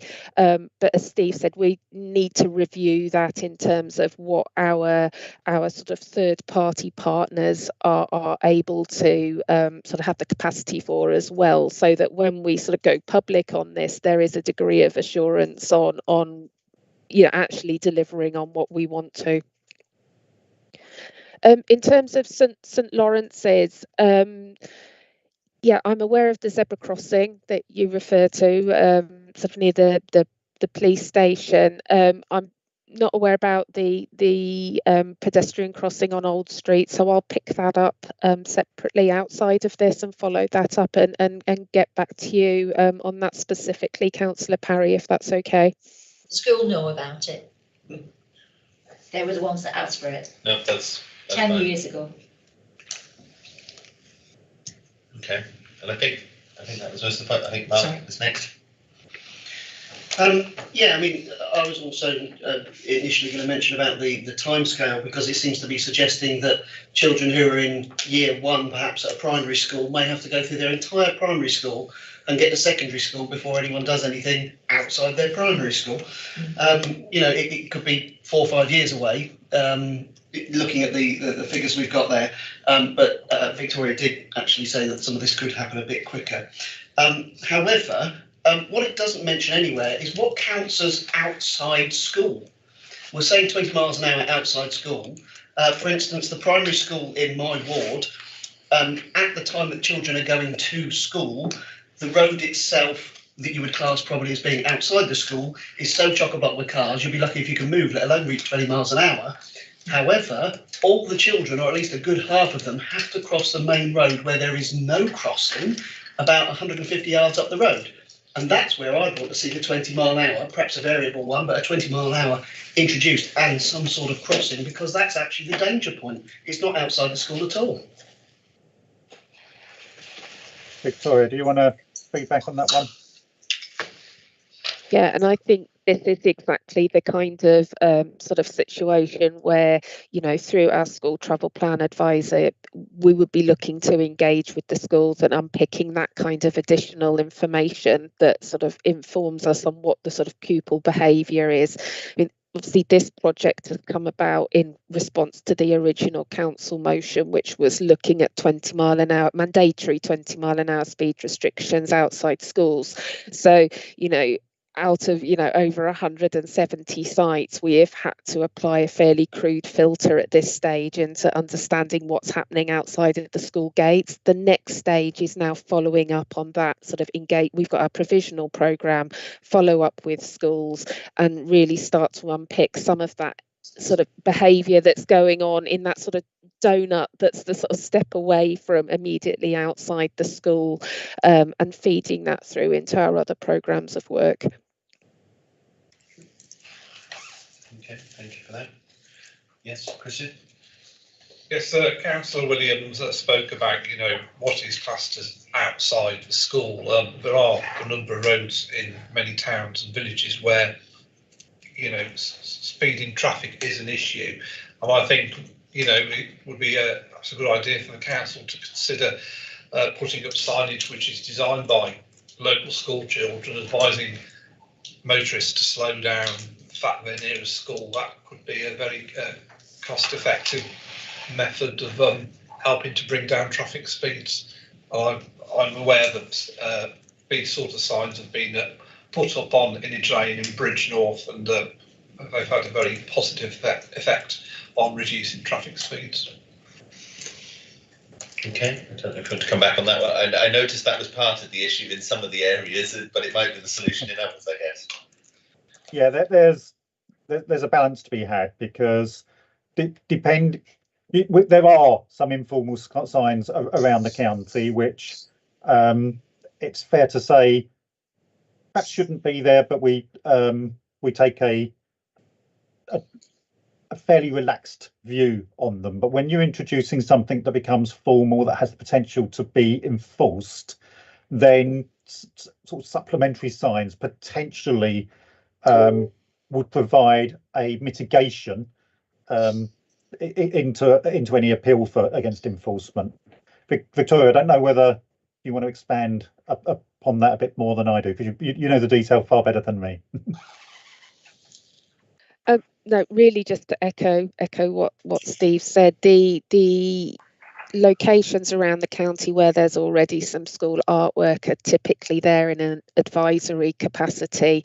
So if we're looking at putting in a mandatory speed restriction, we're going to have to review those signs, which is what's referenced in the report, and how appropriate it is to keep those in place in light of having a speed restriction that's robust and that is recognised by the police as well. Is there anybody else that wants to? Okay.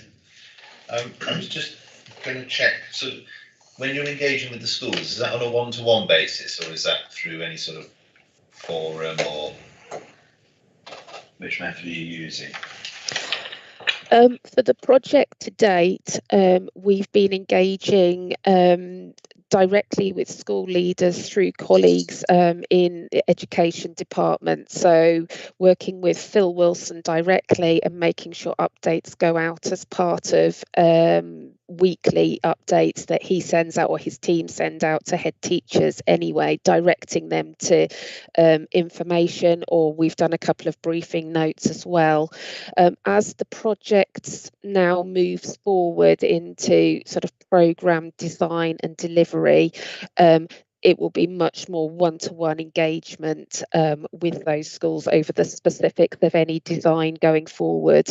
Up until this date, it's really been about informing them on what we're doing, what surveys to expect, what type of things they might see outside their school, be it the tubes on the road to people in high-vis jackets, and really providing them with a point of contact at the council should they have any queries about that, or if they would like to use our data in any way to support some of their curriculum work that they've got ongoing.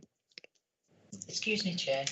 I think it's worth speaking to the school governors because they know everything there is to know about every school. So the suggestion was that the school governors and the governing body should be engaged with the process as well in that respect. I just had a couple of questions. One was, I mean, in our patch, we're very lucky that we've actually got one or two of the schools with existing 20-mile-an-hour zones in place. They obviously haven't been covered by this scheme, but this scheme was also looking at things of issues around parking and enforceable parking restrictions and so on. I just wanted to be reassured that the new school travel plan coordination and so on, that sort of thing can be picked up, because obviously some of those zones were put in place a good number of decades ago, and whether it's still appropriate, and the issues have obviously changed with the capacities and the schools and so on. So the current issues that they're experiencing are probably different to when those zones went into place. I realise that's sort of, I think it was about 19 schools across the patch. It's just, I'm obviously conscious that they're not, it doesn't sort of omit them going forward in terms of reviewing those at some point. That sort of dovetails into how is the Safer Routes to School and this programme going to dovetail together? Because obviously it's going to be important. The communications are obviously going to relate to the Safer Schools, but those that are involved in this programme, for those schools that are getting interventions, there needs to be that dovetailing between.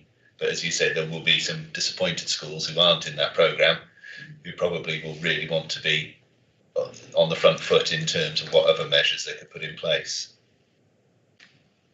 Absolutely, and there will be a dovetailing, and as we've pointed out, that any school that isn't on the programme for sort of immediate measures as part of this will begin to form that programme of engagement for the school travel officer to make sure that we're capturing all of those other schools so we can identify contemporary needs, whether they be sort of specific education programmes for children, whether it be intervention measures that we need to put in place for children, but it's making sure that they're targeted and we've got the right solution for each school.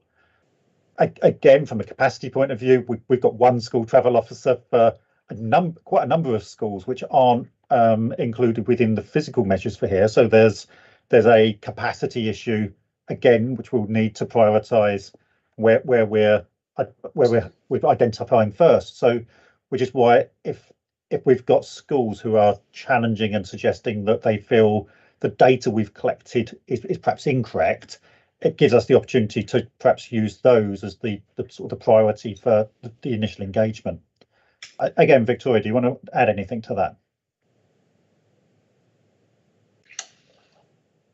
Only to provide some reassurance that yes, the different streams of work will absolutely need to dovetail and make sure that, you know, every school has an opportunity to discuss the project with us and discuss other opportunities on what, you know, the council can do to support them in promoting active travel and sustainable travel to school and safe travel to school. Excuse me, Chair, what is the name of the officer? We've been asked what's the name of the officer. and probably their email address and the rest of it, but I think most of that information has been supplied previously, I think.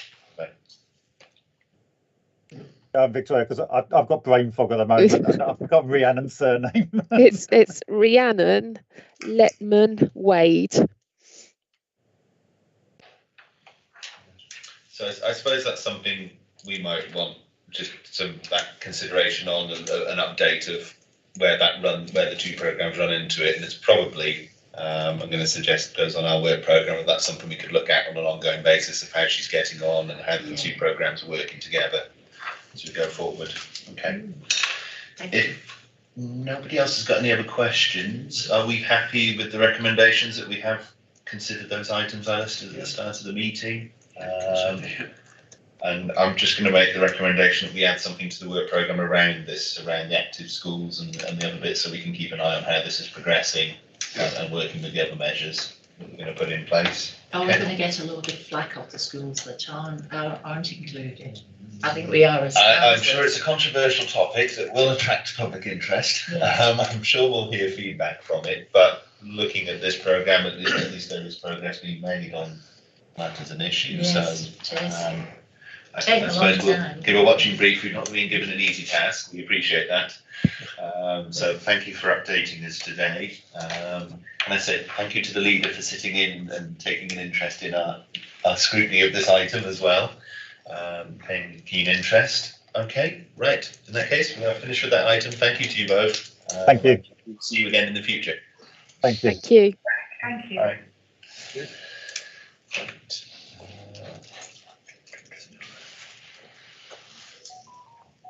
So the remaining item on our agenda is the work programme. Thank you, Chair. Daniel Webb, Overview and Scrutiny Officer. You might remember. Pardon me. Hello, can you hear me? Any better? Marvellous. You may recall as earlier in the year, we were instructed following a discussion with priorities for the group to explore economic growth and explore housing and to bring this back to the committee in more detail. There's been a couple of developments there. We've done quite a bit of work on. I'll start with housing first. Both Robert and I have met with various officers around various aspects of particularly social housing, keeping away as much as possible from the development side of things and the planning, which sits mostly within the Place Overview Committee.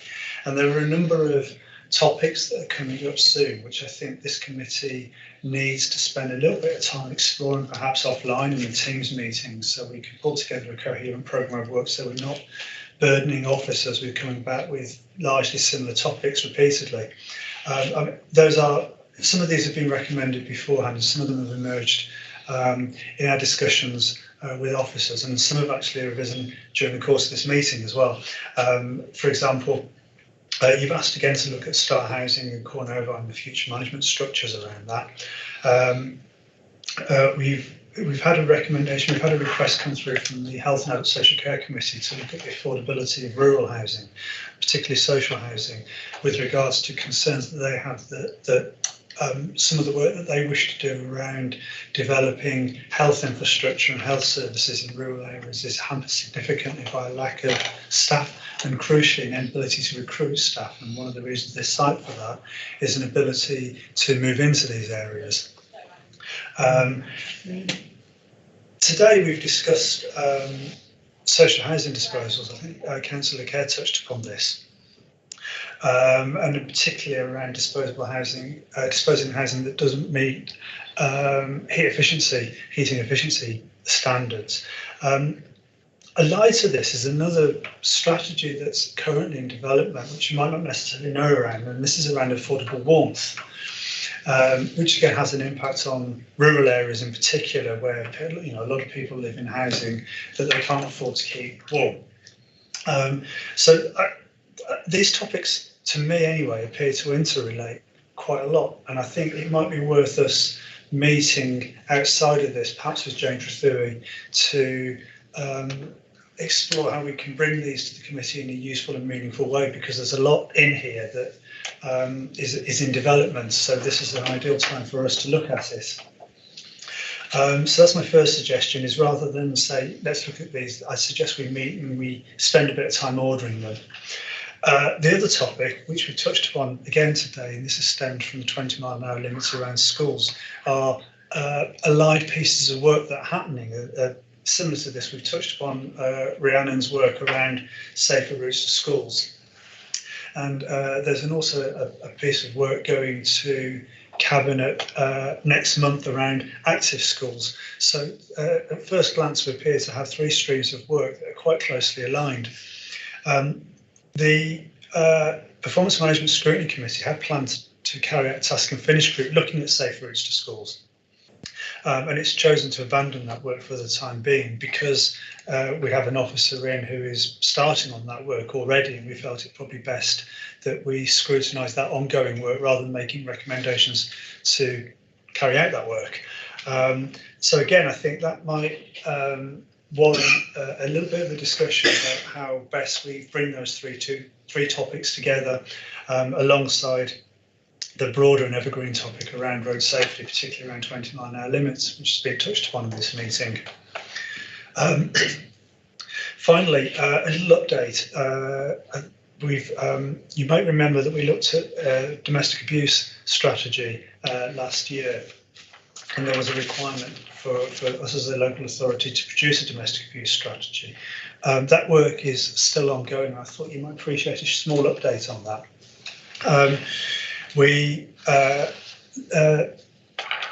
One of the things I think that's again was touched on in this meeting is that that's been holding back this strategy is that there's simply not been anyone around to write it. There's just no capacity. We don't have the officers. Happily, we've now recruited Wendy, I can't remember her surname. Pardon? Bullman. Wendy Bullman, that's right. Who is probably ideally, well, properly about it, absolutely ideally placed. She's very much poacher turned gamekeeper because she did manage the commission project through Star Housing on behalf of Shropshire Council until recently, and having secured the future of that, has now moved to us within the council and has begun work on producing that strategy. There's a needs assessment which is about to be signed off, which I'm more than happy to share to the committee as soon as it's ready, and that will inform the development of the strategy and the action plan upon that. So I might suggest to the committee that that we look at that as and when it begins to be drafted, particularly in the context of the needs analysis. Finally, there are two other topics that you've agreed to look at again in the future and to bring back to the committee. One is around community transport and the Better Bus Fund. Obviously, we were unlucky in gaining funding through the Better Bus Fund, but nonetheless, we still have needs for community transport, and we have, as this committee has seen in the past, a very distributed and largely unplanned community bus programme here, which is very much dependent on funding of voluntary groups. And there is, although those groups work together, there is no coherence to those groups in terms of what they do. They're not beholden upon certain services. So the committee might wish to look at that again. And then finally, you did agree to bring back rough sleeping to this committee. I think when the committee looked at it, it learned that really in terms of our work around rough sleepers, it was very much a wider package. It wasn't just around housing, it was around drug and action work, it was around addressing other issues that cause people to sleep rough. And that work was ongoing, and again, I think that is due to be formalised into a more coherent strategy, which the committee may wish to look at in the year ahead. So there's a lot there. A lot of it is fairly unshapen at the moment. We do need direction from yourselves in order to bring that to fruition. So might I suggest that we meet separately to this meeting at some point in the very near future with officers, so we can get a greater sense of how this might all knit together and how we might be useful rather than just bringing whatever comes first to the committee. The only other one I had in the back of my mind was the library strategy. Library strategy. That went out for consultation over the summer, and obviously we said we'd bring that back as well. Have a look at that. Absolutely. Excuse me. Could I just say that that the affordable warrant is topical at the moment, of course, but there was a young lady in the library. And I said to her, how did you advertise that you come to speak about from Shropshire Council? She's not here, she's gone. And she said, well, we put it on Facebook and we put it on online. I said, well, half the people that you're talking about who are elderly people don't use any of those medias. It could have done to have been advertised in the paper. I think she got one or two people, but not an awful lot. You know, we have an awful lot of elderly people in Ludlow. Yeah. And they are the people who are really, really worried about heating their homes this winter. and next winter as well. Well, I think that would be the point of, if we do this meeting, is we can look at these items, decide which are the priorities at this point, and almost decide on where we think we might be able to make a difference, or we want to explore, so that when we get to these meetings, it's not just a general update on the state of things and so on. It is a focused sort of element of, we've asked for and we'd like to make a difference on this, hopefully. But, Duncan? Yeah, just a couple of things. On domestic abuse, the council did make a resolution to become a white ribbon authority as well, didn't it? So when they're updating us on the domestic abuse strategy, it would be useful perhaps that they could share with us what progress has been made since that resolution was passed, and how that's proceeding. And the other thing is, of course, the wheel bins are being rolled out, although they stopped at my house and I haven't had one. Never mind. Anyway, so I thought it would be useful going forward. We already ought to look about the impact of that's had in terms of recycling rates, general waste, rising rates. It's not perhaps for now, but it would be. It's not ours. No, Not Oh, ours. not ours. Yeah. Okay, I never understand. Immediately I never flashing a thing in my know. mind.